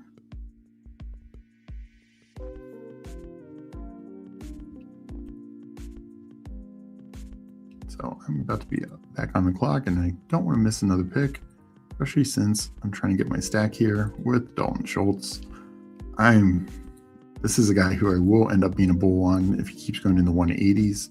I was wrong on Schultz last year. I rarely took him in even 17th, 18th rounds, and that was just clearly a mistake. So I don't want to make that mistake again. I know they like Cade Stover, but I just don't see it as a major threat. Stroud seems to really like Schultz. The offense coordinator seemed to really like Schultz. I do think the receivers could get more involved, but Schultz, I think, is still going to have a pretty solid role in Houston, and is just, a tight end like that at 180, shouldn't be going in the 180s. Like, Hawkinson, sure, again, like a guy who could get cut. We don't know where he's going to end up. I get why he's going in the 180s, but we essentially know the entire situation with Schultz, and he, for like 3 of the last 5 years, or 4, probably like 4 of the last 5 years, has clearly outplayed this draft position. So I'm going to bet on that. Old guys got to stick together. How much Surratt are you going to have with him at 180 now? Quite a lot. If I didn't need Schultz there, I would have double tapped Surratt. He's still available. I think it's a big mistake. I know there's different ratings out there. He didn't make Darren Jeremiah's top 50, which I didn't fully expect. I think Dane Brugler has him at like 70 or 71, early 3rd round. He has a lot of receivers. Like, he has Ted Hurst above him. I doubt that occurs. It could, but I think Surratt's going to win over a lot of OC's wide receiver coach. Like, he's going to win over the coaches. He's also going to win over quarterbacks. So I just expect that to help him out, and just teams that need guys who can play now. Like, Hurst has a lot of upside and potential, but I just don't know Surratt going that late. But we see it every year. Guys slide in the draft. Yeah, no, it's a big pocket of receivers.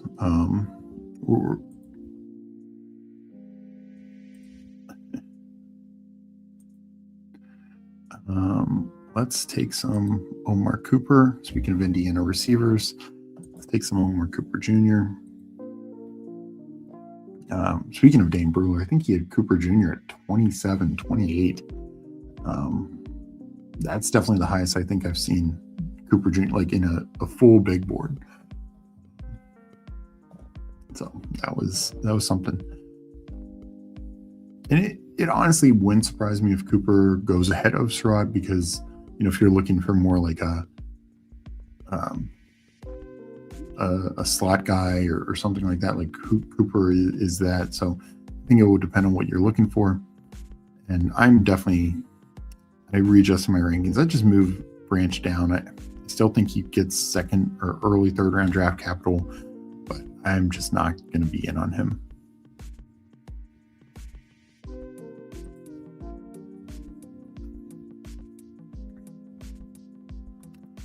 Boy, I really like Jeremy Bernard, but I will wait since his ADP is 233. Let's take my guy, Emmanuel Wilson. I made the case for him before. I have Green Bay with Love. Don't kind of a luxury. I feel like my running back room is strong enough. I feel like my receivers are plenty strong as well. And tight end, I feel, is exceedingly strong with Kraft, Kelsey, and Schultz. So if Kelsey plays, obviously. Quarterback, we could go the Kirk Cousins route, Tua route, Marcus Mariota. Don't want to only do 2 quarterbacks, especially when it's Love and Stroud. So I don't like being this week at the position. So hopefully I get one back. If not, we will get creative.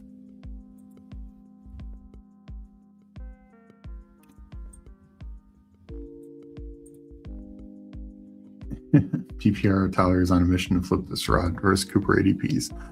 I mean, again, I could end up seeing Cooper going ahead of Surratt. I think they're both 2nd round picks, and I think Jeremy Bernard's kind of in the same boat as well. I just think it's and Surratt, like, definitely he might jump pretty well, and I think one thing that will be key is like his arm length measurement and hand size. So he needs to show that what we see in tape, strong hands, strong catch radius. Those are key for him, because he's not going to outrace anyone. But I also feel like that gets way overhyped as a necessity.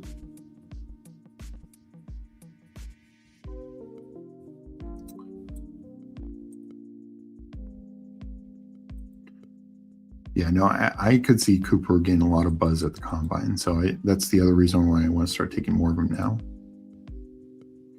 Yeah, I think that's right around where he's going to run. I think mid 4.4s. And I think what's really going to help him is he's going to look very good at a fat. Like, I think Surratt's going to look good in the route running drills, but Cooper is going to do like the gauntlet like very, very well and very fast. So that will help him. People hype that, and it's a good drill. Don't get me wrong, very good drill. I'm happy with the 63% Cooper on drafters and 30% on UD. Wow, Brents isn't usually a player I like, but I kind of do think something is there. There's a talent. I think the other issue I have is, like, if I was a fan of an NFL team and they took Branch in the second round or early third, I actually wouldn't hate it. I think there's an explosive athlete there. He can return kicks. He can do great things at yards after the catch. I don't like him from a fantasy perspective because I don't see him ever being a big touchdown guy. He's going to be a big manufactured touch guy, and that's fine. Like, a lot of teams, you know, Rashee Rice is a manufactured touch guy. He's more than that, but he is a manufactured touch guy. You know, it's just Andy Reid is great at that. And there's a lot of guys who, Puka Nacua is a manufactured touch guy. Again, he's a lot more than that. Branch is just mainly a manufactured touch guy. And that can be limiting, especially early on. So from a fantasy perspective, I think I'm just kind of out on Branch, unless he just gets a perfect landing spot.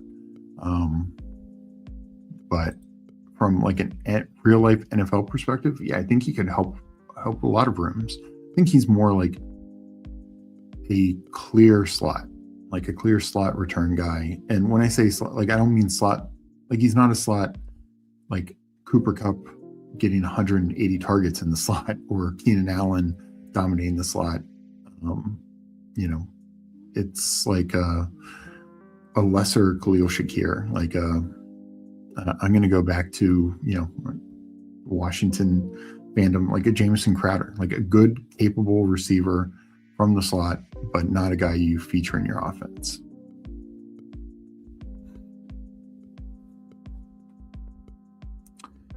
So we'll tack on a receiver here. Didn't get Bernard back. Legion made the nice pick there. I expected that. I think could go rookie, could go Jack Besh, Christian Kirk. I think all makes sense. I'm actually going to do Keenan Allen. Yes, adding more age to this team, as FK will point out. But if Keenan Allen's back, talk about clear misprice. Like, he's should not be going in the 20th round.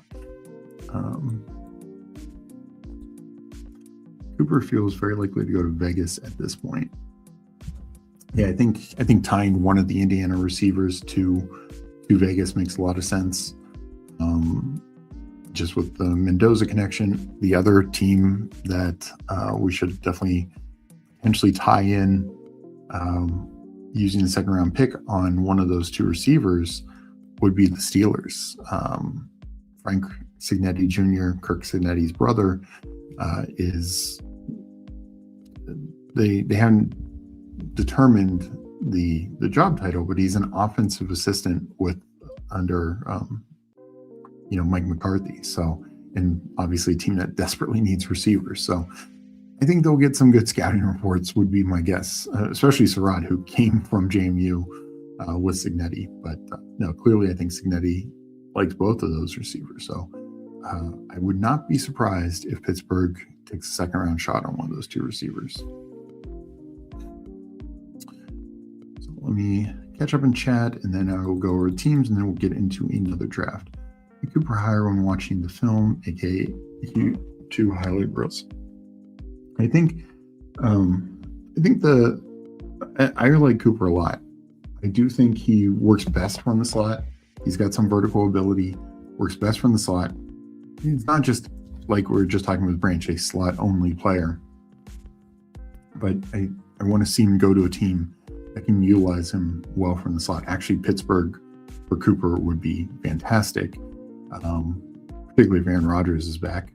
I think Randall Cobb And of course, big, massive hole on that receiving core outside of DK Metcalf. So I would like that a lot.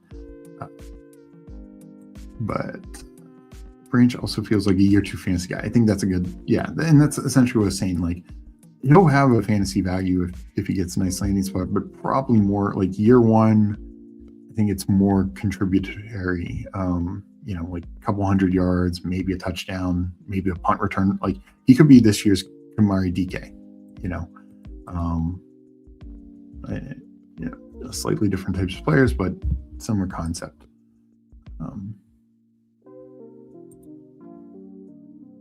McCole, he's bigger than McCole Hardman, which is good, but why do you hate me, Flyfish? Get all the odds in before showdown. Absolutely have to.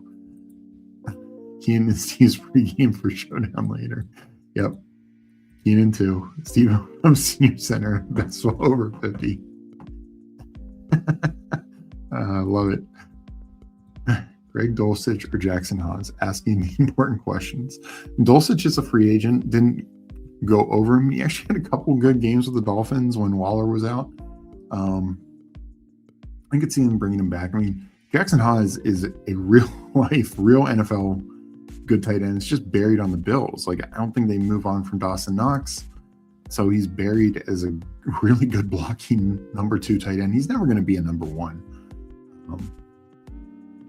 So, from a fantasy perspective, I'd say Greg Dulcich maybe gets a better spot.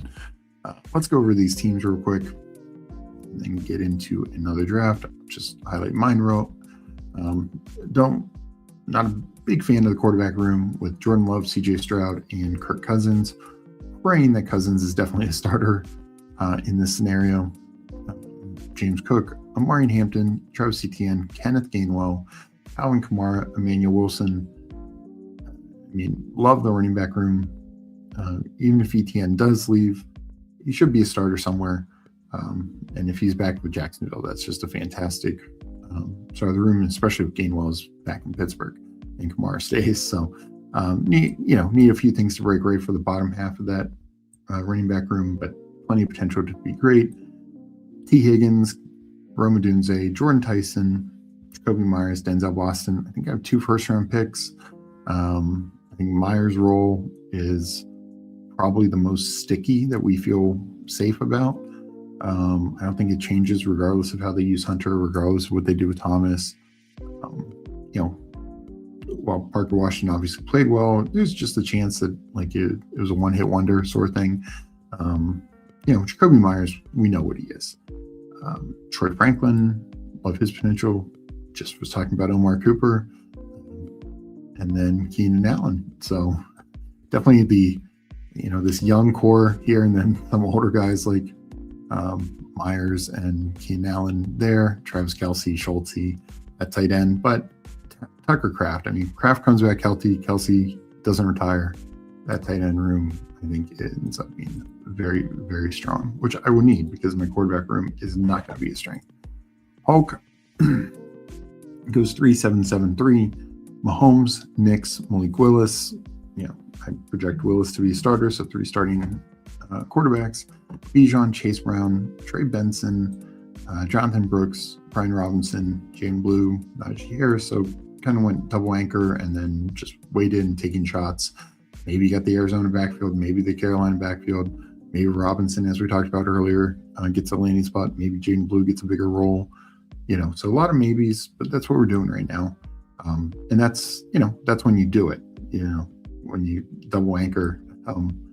As long as those 2 guys are healthy, you'll have a good running back room. And it could be great if a couple of these other guys hit.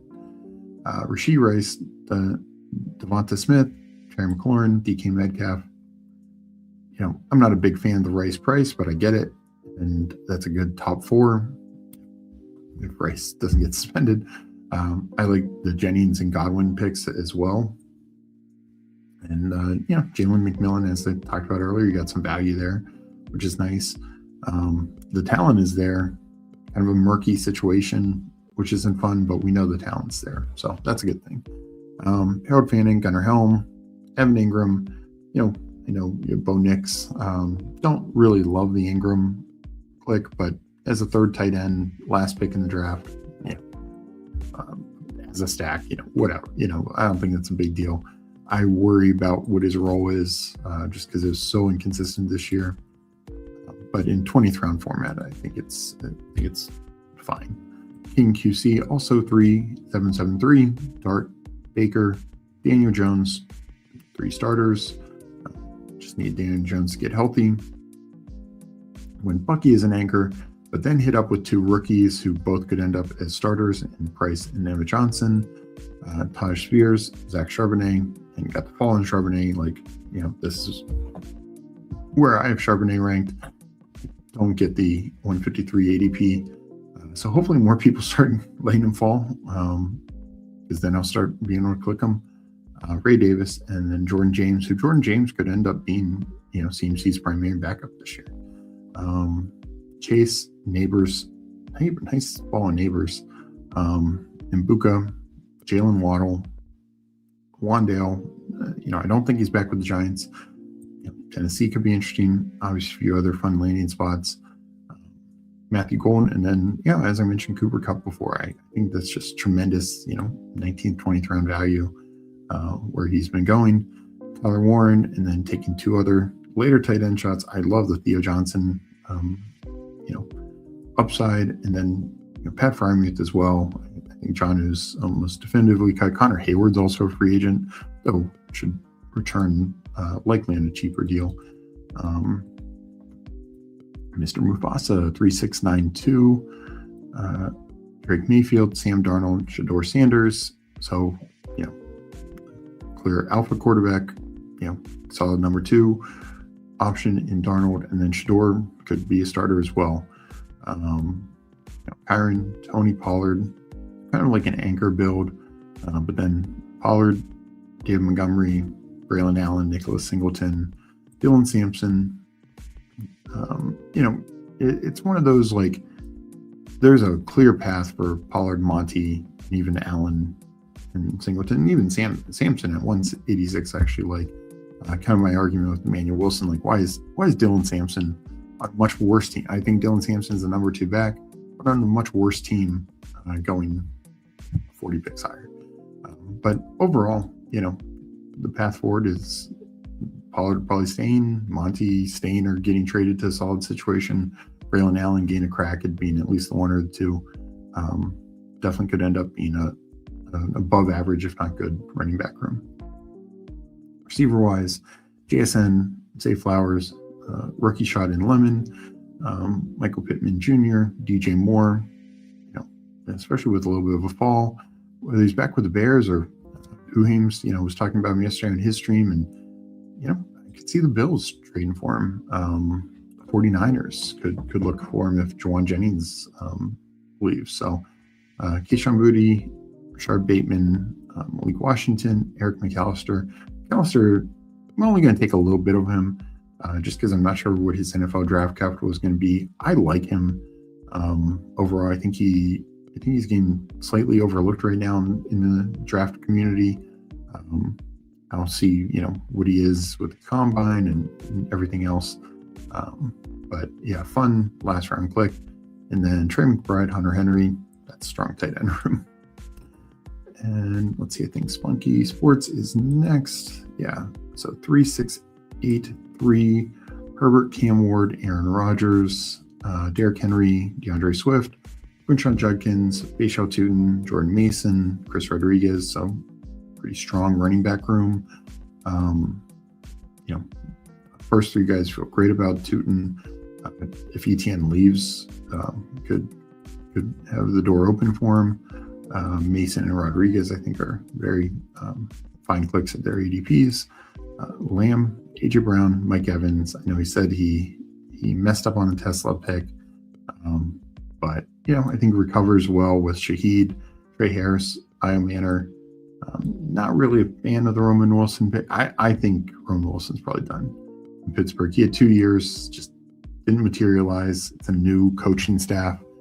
I think he's really going to have to work his way into and especially if Aaron Rodgers is back. Rogers did get the most out of him that anyone has, but just not sure if it's going to be there for him or not. Dalton Kincaid, AJ Barner, Kate Otten. So I like that tight end room quite a bit.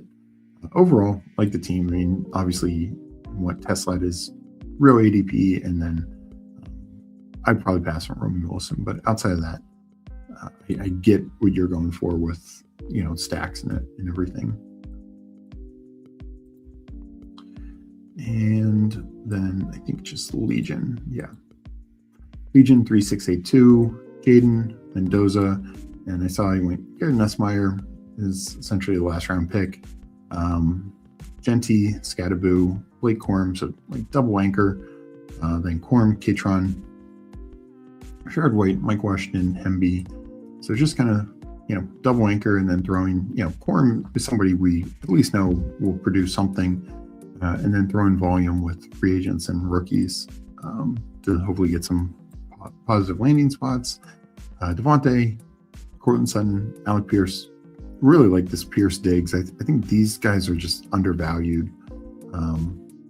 Diggs is now going lower than he did a year ago. I know they might bring in more competition, but I don't fully understand it. Another year removed from injury also. Devo, I'm surprised he keeps falling, because I think he ends up being a clear free agent target for somebody. Elijah Surratt, Trey Tucker, and then Jaron Bernard. So two rookies I really like also, and at value. And then finally Bowers, Pitts, very strong tight end room, and Pitts especially falling. So yeah, really good team. It was the grossest of clicks. Went with the stack over Tonjes. Gotcha. Hulk. Talking about Evan Ingram. So I get it. And when you're doing volume, like sometimes you just do it because if it works, it's going to be a low owned thing. So let's get into another draft. Another big board. I'm going to count it down. Thank you everyone for joining, liking this episode, supporting us. Like I said, Meg and I will be back tonight at 9 p.m. Eastern. I think Toxic Tower is going on, I'm going to say 8 p.m. Eastern. So we wanted to stagger it a little bit. And, I believe I'll be back tomorrow as well in the afternoon. So let me count this down and get second draft in. So entering in 10, 9, 8, 7, 6, 5, 4, 3, 2, 1, enter. Oh, location error. That is really rough since I just did a draft. Let's go from the phone. So sorry about that. I don't know how my location changed. In the 40 minutes since I started the last draft. So bringing it up on my phone now. Sorry about that, guys. I will do a quick countdown again, but I'm guessing a lot of people already jumped in. So entering in 10, 9, 8, 7, 6, 5, 4, 3, 2, 1, enter. All right, we are in. I think that was my first location error on stream in the new big board. So as you see, I have some slow baseballs going. I'm finally getting in the slow streets, but so far just doing it in baseball. So I got the 4th spot. Legion's in the 6th spot. FK is in the 10th spot. And if anyone else is in here, let me know. Also, let me know if you jumped in the first draft and how that draft is going. The one where I got the location error.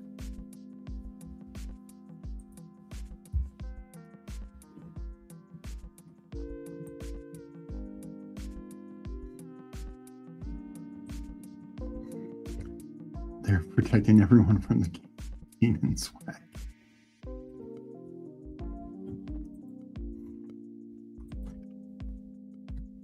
Yeah, I wonder if Meg somehow changed my location. She hacked my computer. She was like, can't have this many olds being drafted.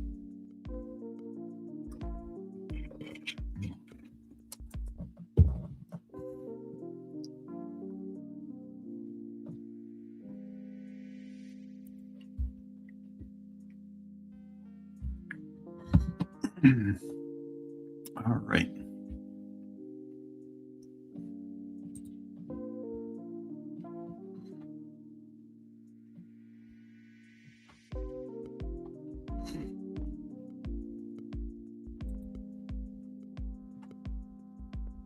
So Gibbs goes, this time I will pull up Jonathan Taylor to reflect my rankings. It's just the upside. I mean, you really, these receivers just cannot compare.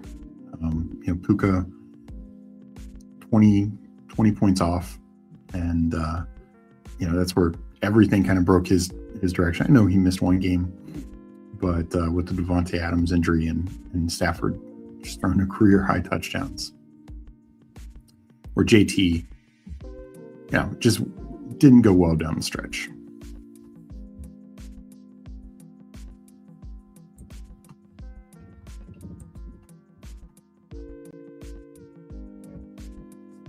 I know that's the name of the game. I mean, injuries, we see it every year. Key injuries can shift, certain guys. Like, 2 years ago, Jahmyr Gibbs was one of the best ball, regular season playoffs players. And it was because Dave Montgomery got injured. Up until that point, he was a very good running back, but he just crushed weeks 15, 16, 17 because of no Monty. Where likely, if Monty had been there, probably one of those weeks, Monty outscores him, which we saw multiple times, or if not, just would have lowered his production.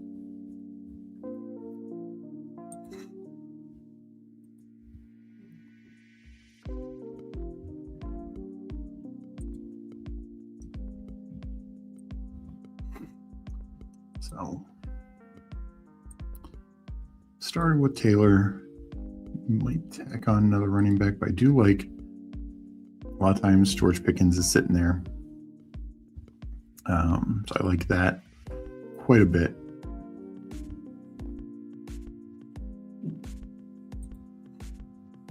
Drake London, missed a good bit of time, still had a great year, or a very strong year for a game basis. Boy, I wish we had a better indication of what they're doing at quarterback. I am afraid, will Penix develop?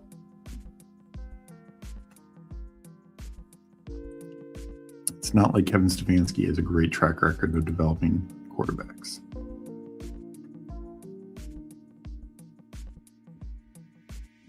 He was with Cousins, but Cousins was basically a finished product with his time in Washington before he went to Minnesota.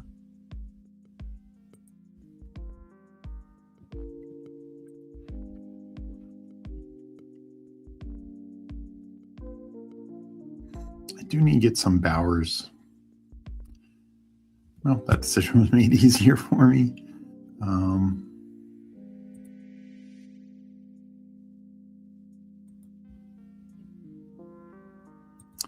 I think I'll go Henry here. Let's see if the JT Henry start feels pretty strong.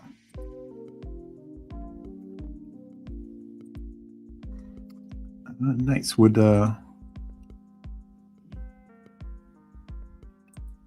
team are you? Are you Sam Provis? Oh no, I see it. S.3000. Nice. Appreciate you for joining. Started ASB Love, so 1-1 or 0-1-1. FK starts 2 running backs, Genty Hampton and Legion, 2 receivers, Lamb London.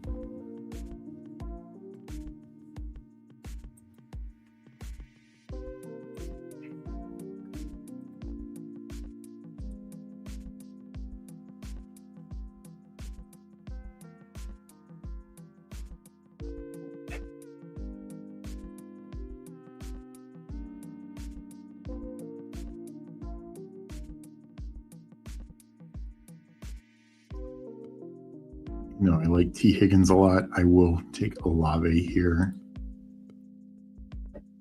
I'm excited for Olave's second year in this offense.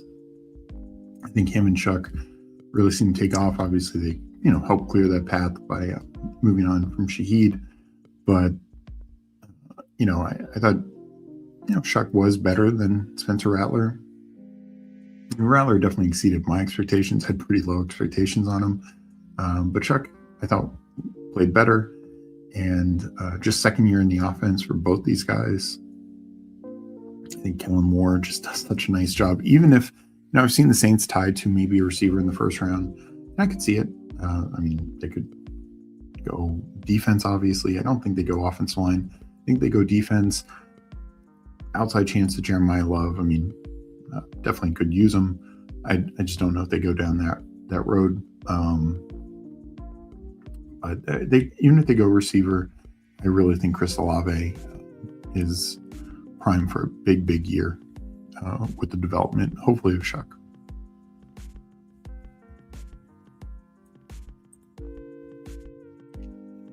The only knock I have with Olave is his injury history.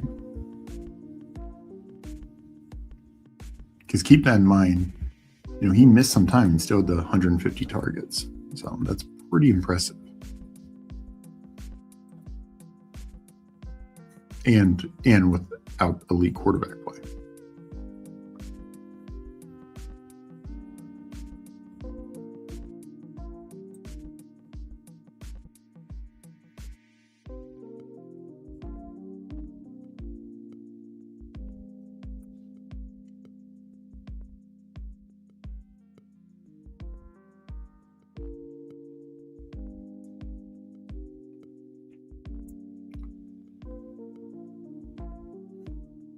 And one thing I've heard a couple people knock, say, like some of the raw numbers, like Chuck and Rattler, are very similar, both at 67% completion rates, 3.1 touchdown rates, very similar interception rates. Now Chuck had better yards per attempt and some more advanced metrics. I'm on the clock, so I should probably make a pick before I keep ranting. We'll take Scattaboo somewhere wherever Meg is watching. She's going to be happy. Makes up for all my olds in the last draft. But Chuck had some of the more advanced metrics in his favor. And by a decent rate in some cases. But the bigger thing is this team finished 28th in points, 23rd in yards.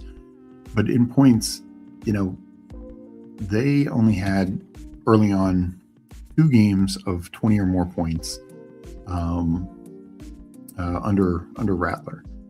And under Chuck, they had 4, and also had 1 over 30, which they had 0 under Rattler. Or I might have said that backward. They had 2 under Rattler, 4 under Chuck, and also one of those games where they cracked 20 points was a defensive touchdown under Spencer Rattler. So I just think in general there was just more upside in the offense, and I just think there's going to be something to work with. So, Lamar is tempting. Get all Baltimore.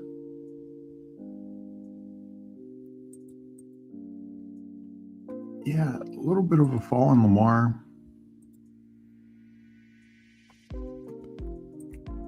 Let's do it.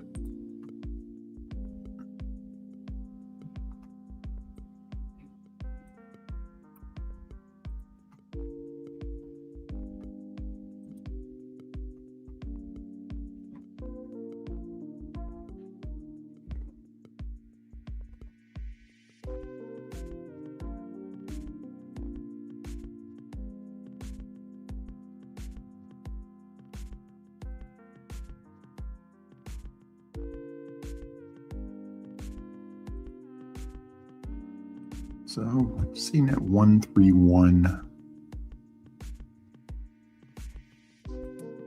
Definitely looking wide receiver. My next selection.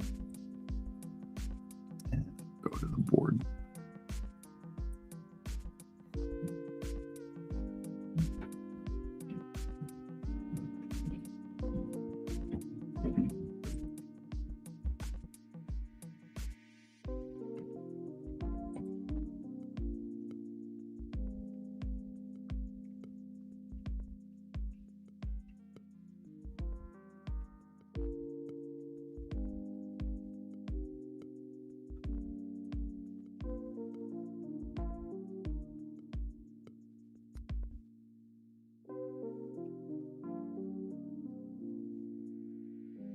May goes off the board there. Burrow pull up is surprising. I mean, I get it. He's got Chase and Brown. That's why I don't get why we're seeing Burrow go more on this side of the board, like 60 to 65. And sometimes Higgins can be over there. Sometimes. Rarely is Chase Brown. Chase never is. I still generally see Higgins. I know FK got him 34, and that is roughly his ADP. So I guess mainly it must be, I guess for me though, it's usually when I have Higgins, I notice it. This is why I hope we see Burrow get into this like 68 to 72 range. I think Higgins should go more in the top 30, sometime in that 25 to 30 range. And of course, you have Chase Brown and Chase on this side of the board also. That's going to be my guess. I'm kind of surprised Higgins is going where he's going right now. At 34, I feel like that's a mistake. Oh, we're going to go Evans.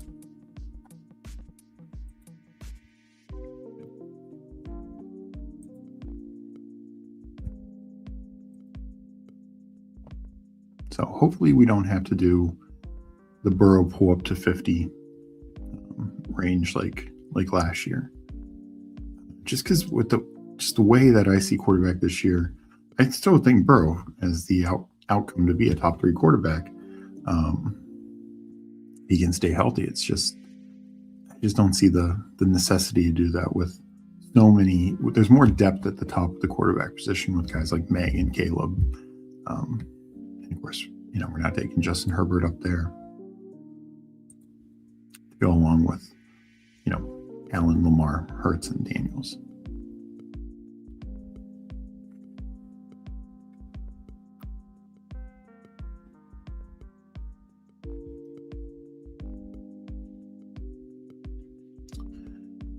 Love Parker Washington. Let me go Ricky P.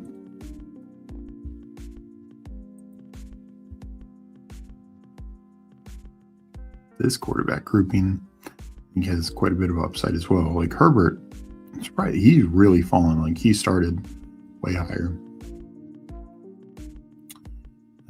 Dart's roughly been the same. Lawrence has fallen a little bit.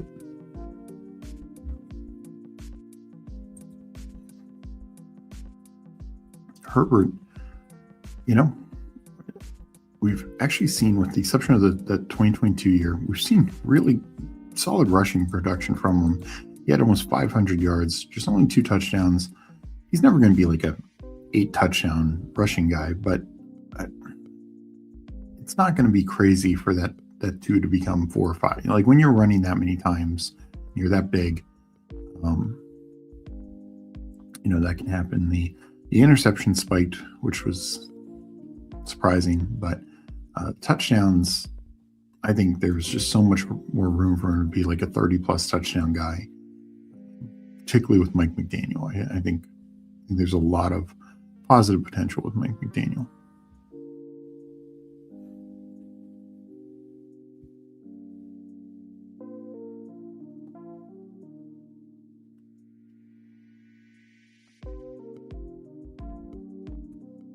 So I'm up in 9. Could stick with a wide receiver. running back falls back, I like, though that doesn't look to be the case. Might go there.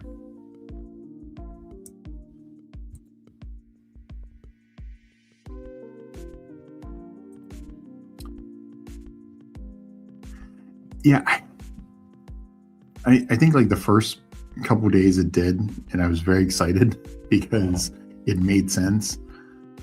And right now it's just no longer going that way. I'm hoping that normalizes. I actually think the biggest thing that would help is if instead of Higgins going in the back half of a round, if he's going more, in the top, like I said, in the like that 25 to 30 range, because then you'd have all three Cincy pieces, taken in the top half. So then I think it becomes much more possible. All right. So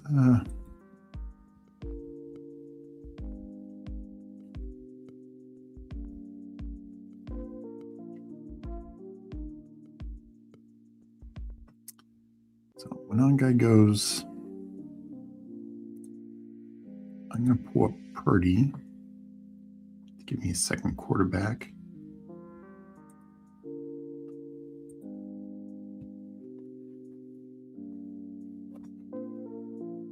Don't mind Pittman. Price come back to me.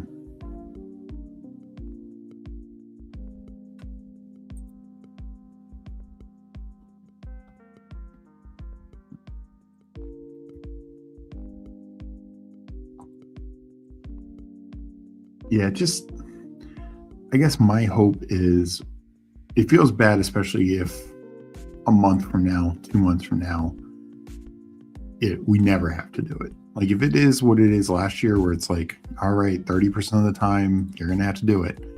50%, whatever the case may be, then okay, that's just like the cost of doing business. But I do worry because I just think there's a strong case for these other quarterbacks to go ahead of Burrow. Not that I'm against Burrow. It's enough of a murky position where last year there was such the gap after those four. I like Price more. I think I'll take Algier. This might be a 5 running back team.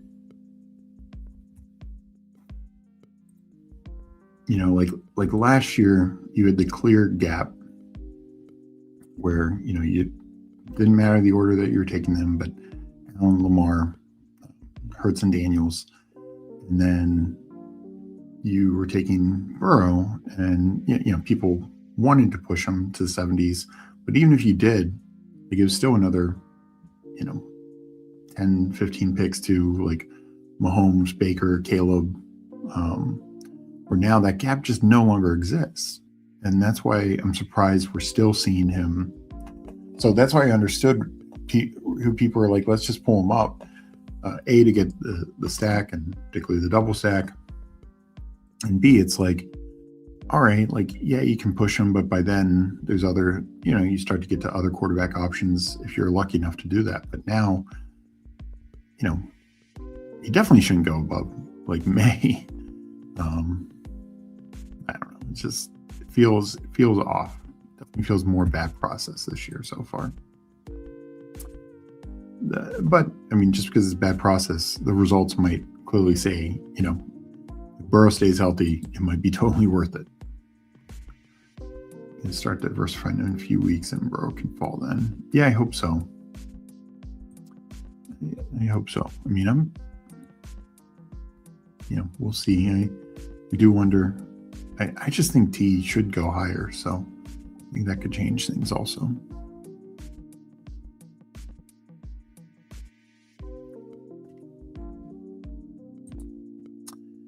So Shuck is still there. Don't really want to take him at 117. If he falls back to my next pick, I'll consider that.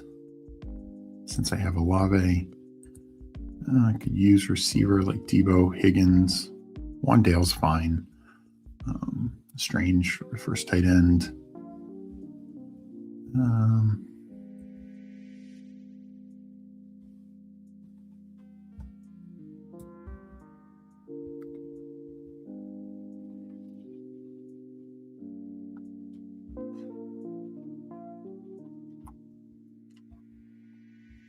know what? I'm just going to do it. I want to be overweight. Let me take my guy, Emmett Johnson. This would be a 5 running back build and 5 done early.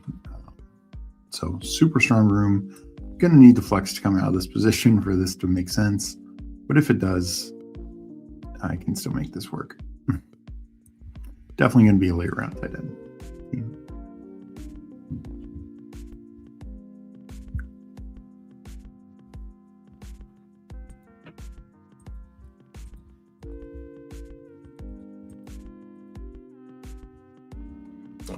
So I think I will take Shuck here.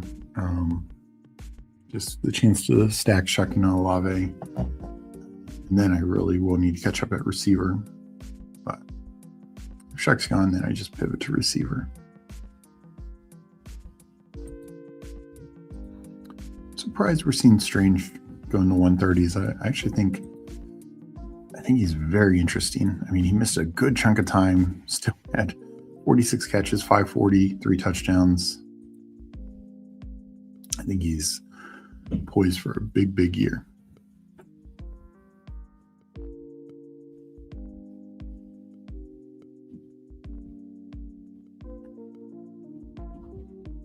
So yeah, we'll do Shuck. Even with the early investment to Lamar, I definitely won 3 quarterbacks. And so now I'm just going to be looking at 2 positions the rest of this way.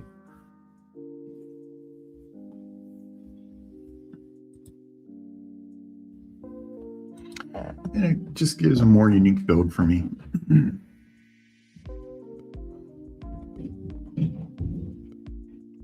So we'll probably end up, this, if I go really late tight end, this could be a 4 tight end team, as I think Hulk asked earlier.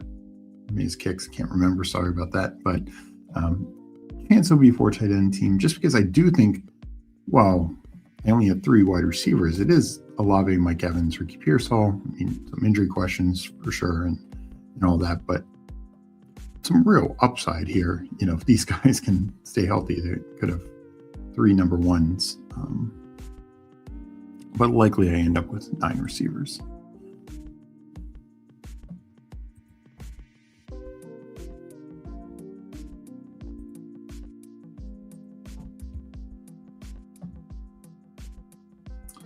Gainwell signs with Pittsburgh. Does ADP go up?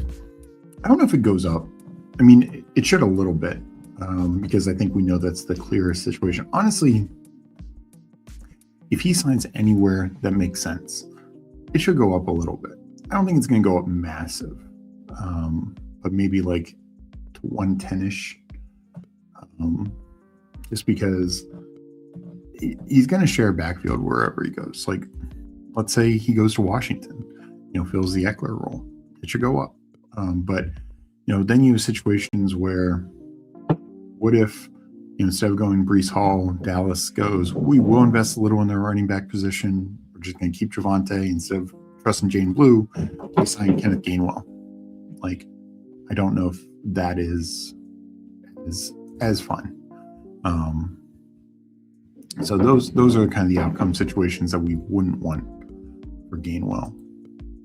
Whereas ADP probably shouldn't go up too much.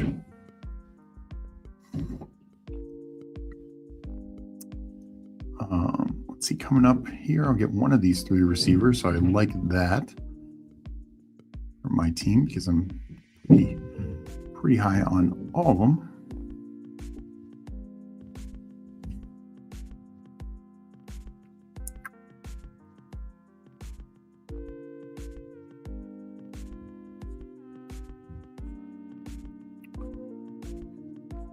And definitely prefer Debo. I think I'm going to go Shaheed.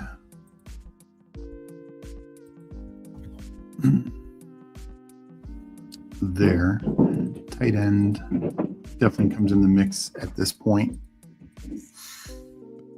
And especially with a couple stack options here with Juwan and, well, Juwan goes, and Andrews.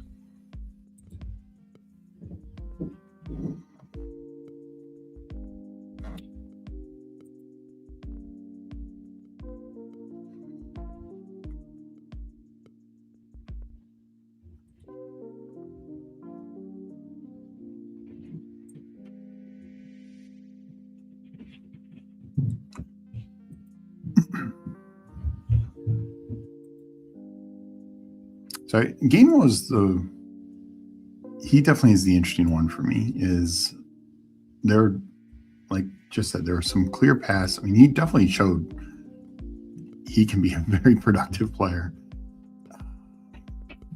I like Romeo Dubs a lot, but let me get the stack here with Mark Andrews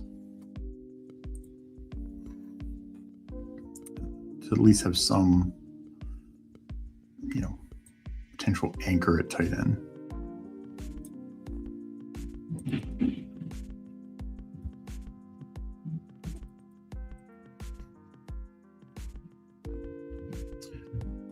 But yeah, Gainwell, I'll also be interested to see what his market is, because he signed for 1 million, like 1.5 million last year.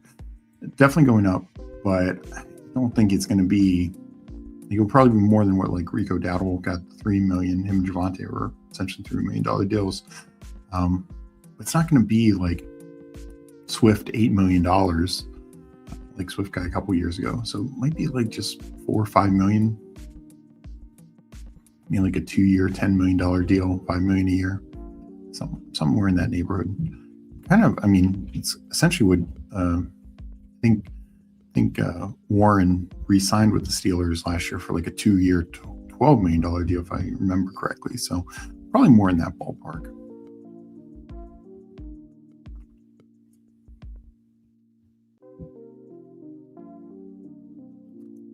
I do wish Kittle was going more in this range, not just with the Purdy stack, but this is where I feel comfortable taking him in the like 160s, 150s, 160s, but we just don't see it.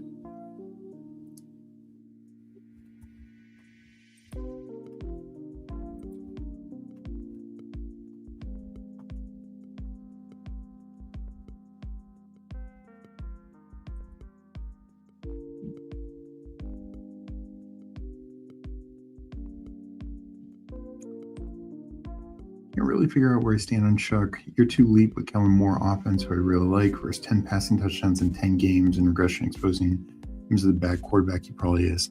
Yeah, I will. So I do think there are multiple, I don't think it's a clear cut, like Chuck's a great quarterback. But I like Kellen Moore. I like some of the weapons that he has. And I like the offensive line, which I think will be even better next year. Let me make this pick. Do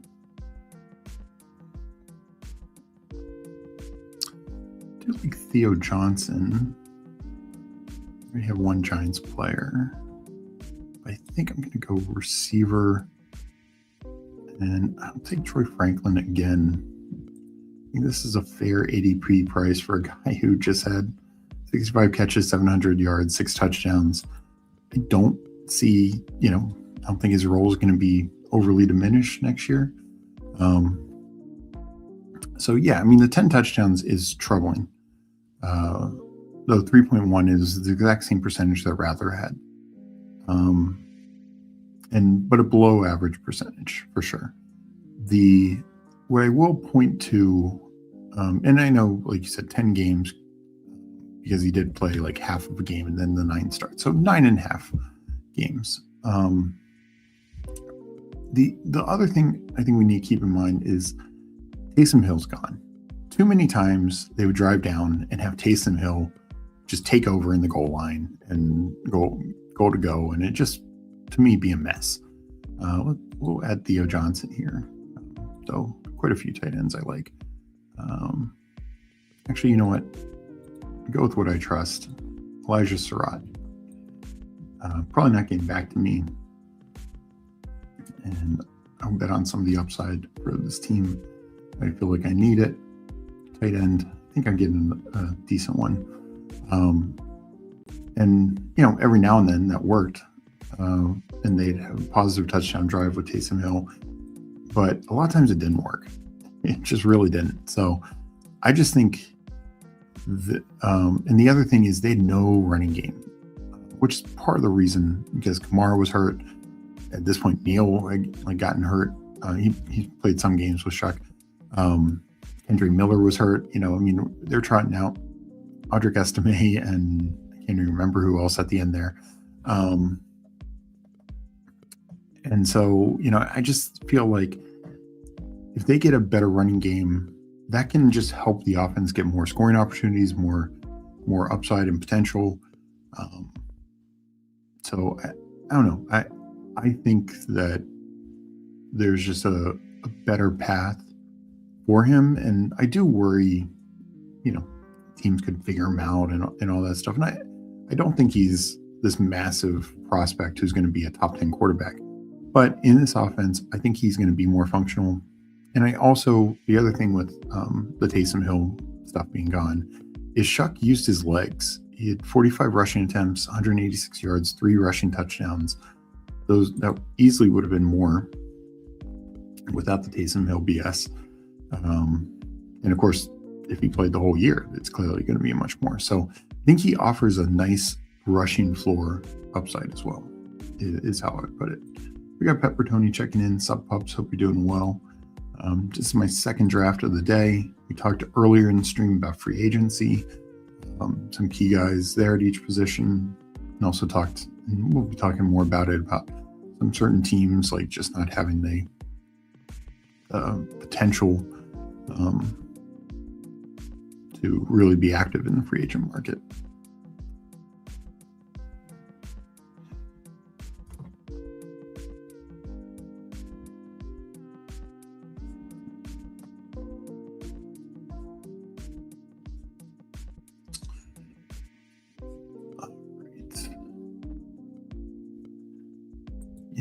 I do think his ADP is going to start to rise even more.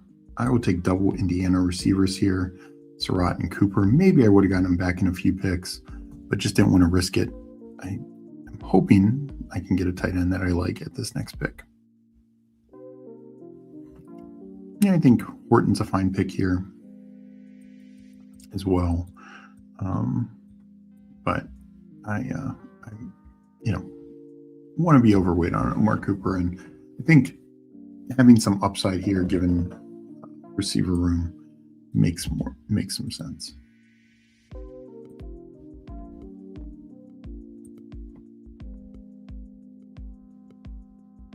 So I'm gonna go Helm or Otten here.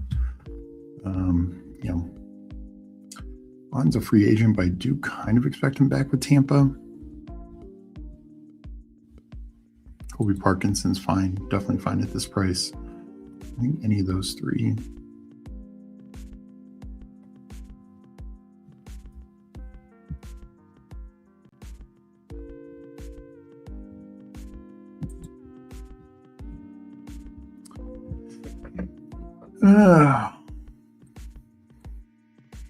I'm going to go Gunnar Helm. I just think they're going to let Chig walk and Helm will take over. Don't see them really investing in the position. Slight worry because it is a new offense, a new coaching staff. But I do want some pieces of Gunnar Helm for sure.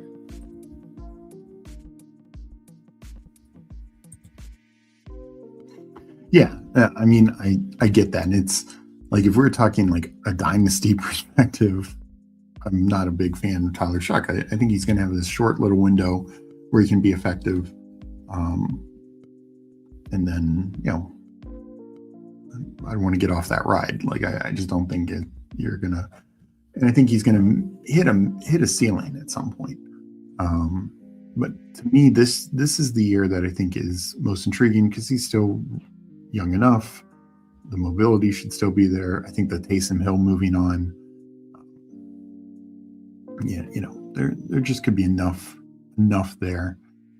But yeah, his touchdowns need to go up and just overall production for sure. My hope overall, though, is, again, once we get some of the more landing spots ironed out, I wouldn't be surprised if we see Shuck slide a little bit.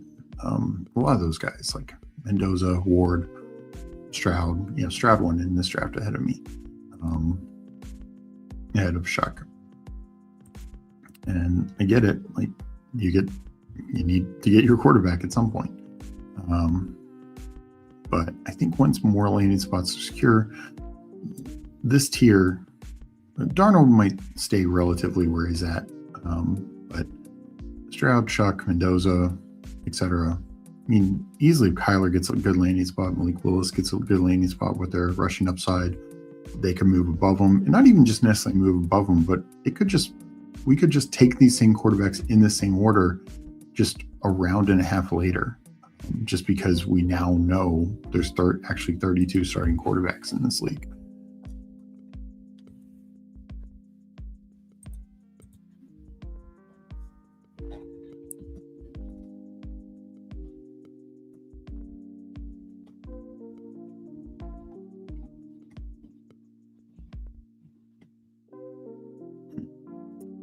Tight end's gotten pretty thin. So I might take that here and just take 2 receivers with the last 2 picks.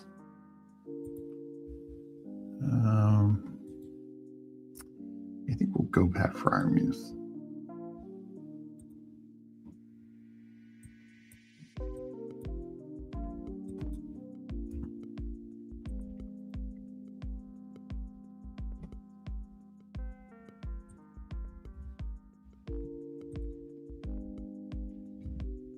Yeah, exactly. I mean, which is the biggest reason I think his ADP is where it's at. Like, if he wasn't on Sam Sharman's team, I doubt he probably would be a round or 2 later right now. It's just people saw him win somebody big money, and actually he was on multiple teams, like another team near the top, I think had him. Maybe it was another tournament that he won. I just remember seeing screenshots and being like, wow.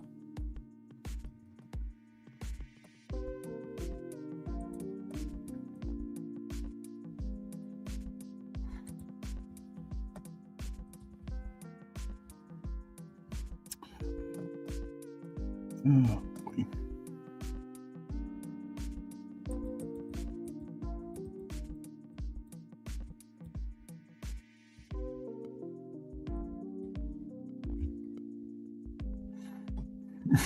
Just not a fan of this receiver group. We'll actually take another Keenan Allen share. Try and using 9 receivers, take a bit of a lotto shot. I took it with the rookie upside guys, now taking it with a veteran who, if he signs, he's almost assuredly mispriced. And then we'll take one more receiver just to help protect that.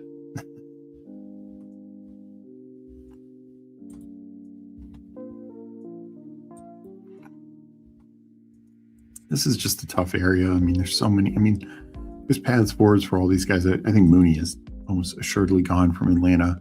Maybe he gets a soft landing spot. I don't know. Christian Kirk, I think, is intriguing.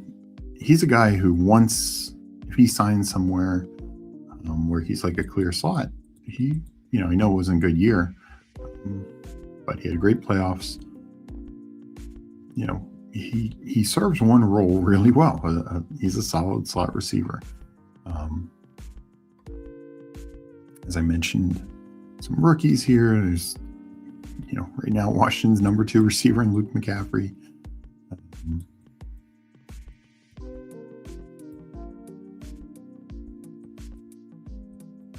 Yeah, it gets thin. Even at receiver, but no, I like Chris Brazell. I think Kyle Williams, some big playability. Obviously needs to find a clear path for targets. And I worry they bring in somebody else. Leggett, I just can't see myself going down that road. I just am not a fan. In 20th round, Leggett is much better than where we were taking him last year, and definitely where we were taking him 2 years ago. I still like Darius Slayton. Hollywood Brown's another free agent. I mean, quietly, 587 yards, 5 touchdowns.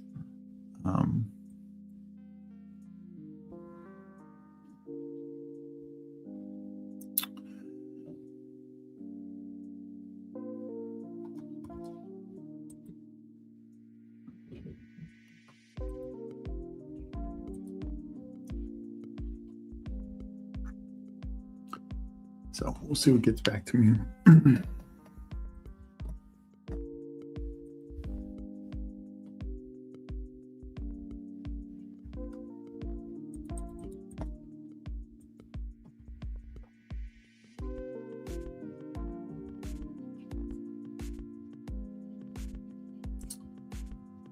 Yeah.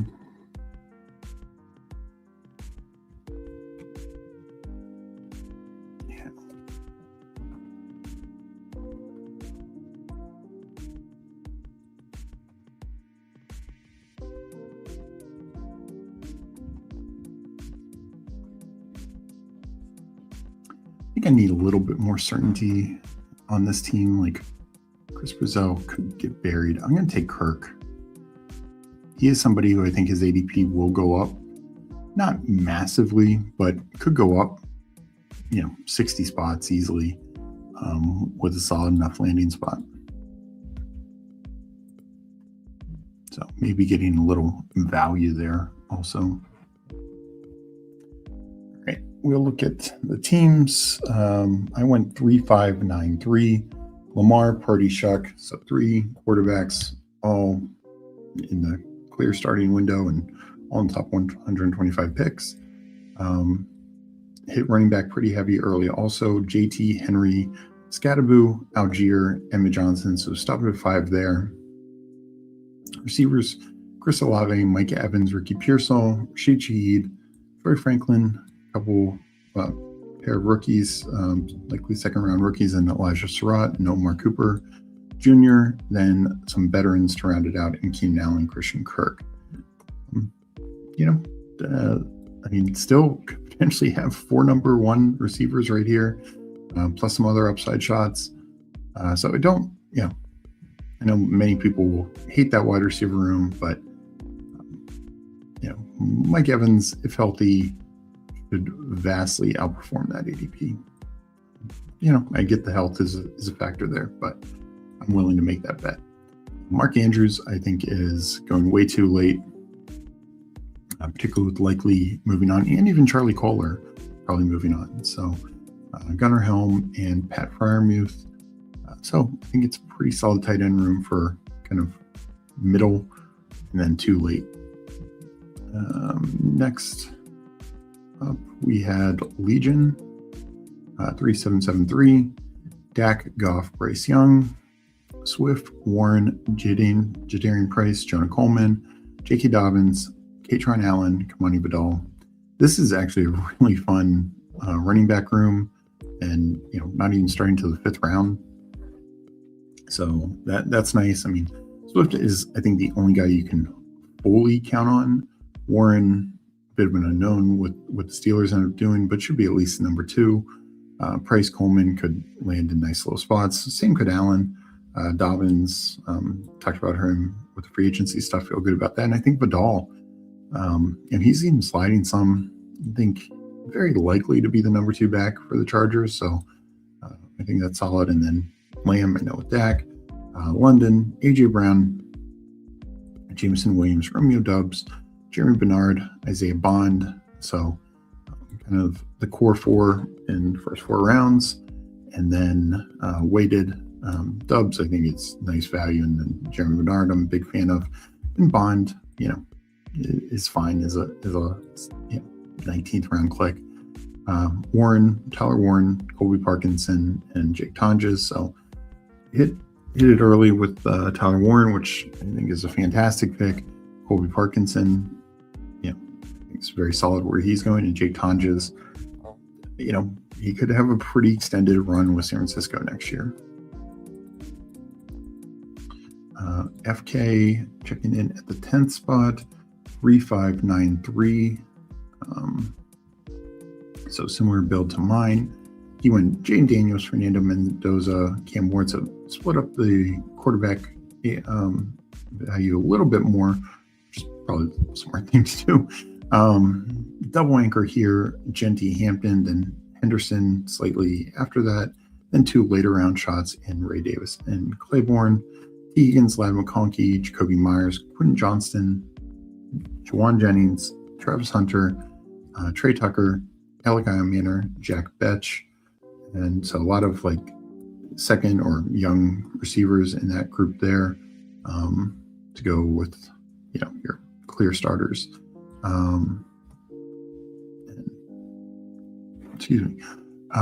Kincaid, Hunter Henry, and Kate Otten. So 3 good solid tight ends as well. So I think that was it. Oh, I'm sorry. S.3000 was in here. That's right. Herbert Lawrence. So he goes 2783. Herbert Lawrence, Jeremiah Love, Kyron Williams, Rico Dowdle. Kenneth Gainwell, and you even got Gainwell out of fall, as we talked about before. If he gets a good landing spot, I think he could go to like the 110. So get some nice little value there. Taj Spears and Emmanuel Wilson, who I talked about before. Devin Neal, second year back. Potentially a path forward to a pretty decent role. Like it as a very late round click. Monra, Adams, Mekhi Lemon, Cortland Sutton, really strong top four, and waited to get, which I like these guys here, DK and Trey Harris, 2 second-year guys who could see very expanded roles next year. Devon Vele, and then another second-year Chargers receiver in Kendra Lambert-Smith. It's promising as well. Gadsden also part of the stack. Brenton Strange and Isaiah Likely. So nice tight end room to go along with it as well. Very, very nice team.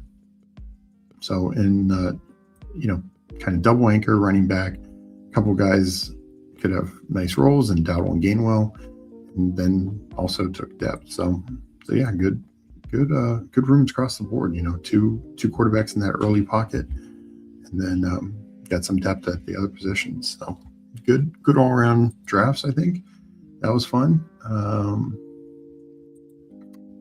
Paul checking in. Thanks. We'll be back to watch the sibling butt heads. What makes you think that, Paul? If you're new here, don't forget to like this episode and leave a comment after the stream. Always helps the algorithm. Would appreciate anyone subscribing as well. Of course, you can help. We have YouTube memberships. We also have our Substack and our free Discord. The links are in the description below. And then, as I said before, Meg and I will be on tonight at 9 p.m. Eastern. So hope everyone is having a great day, and we will catch you later at 9.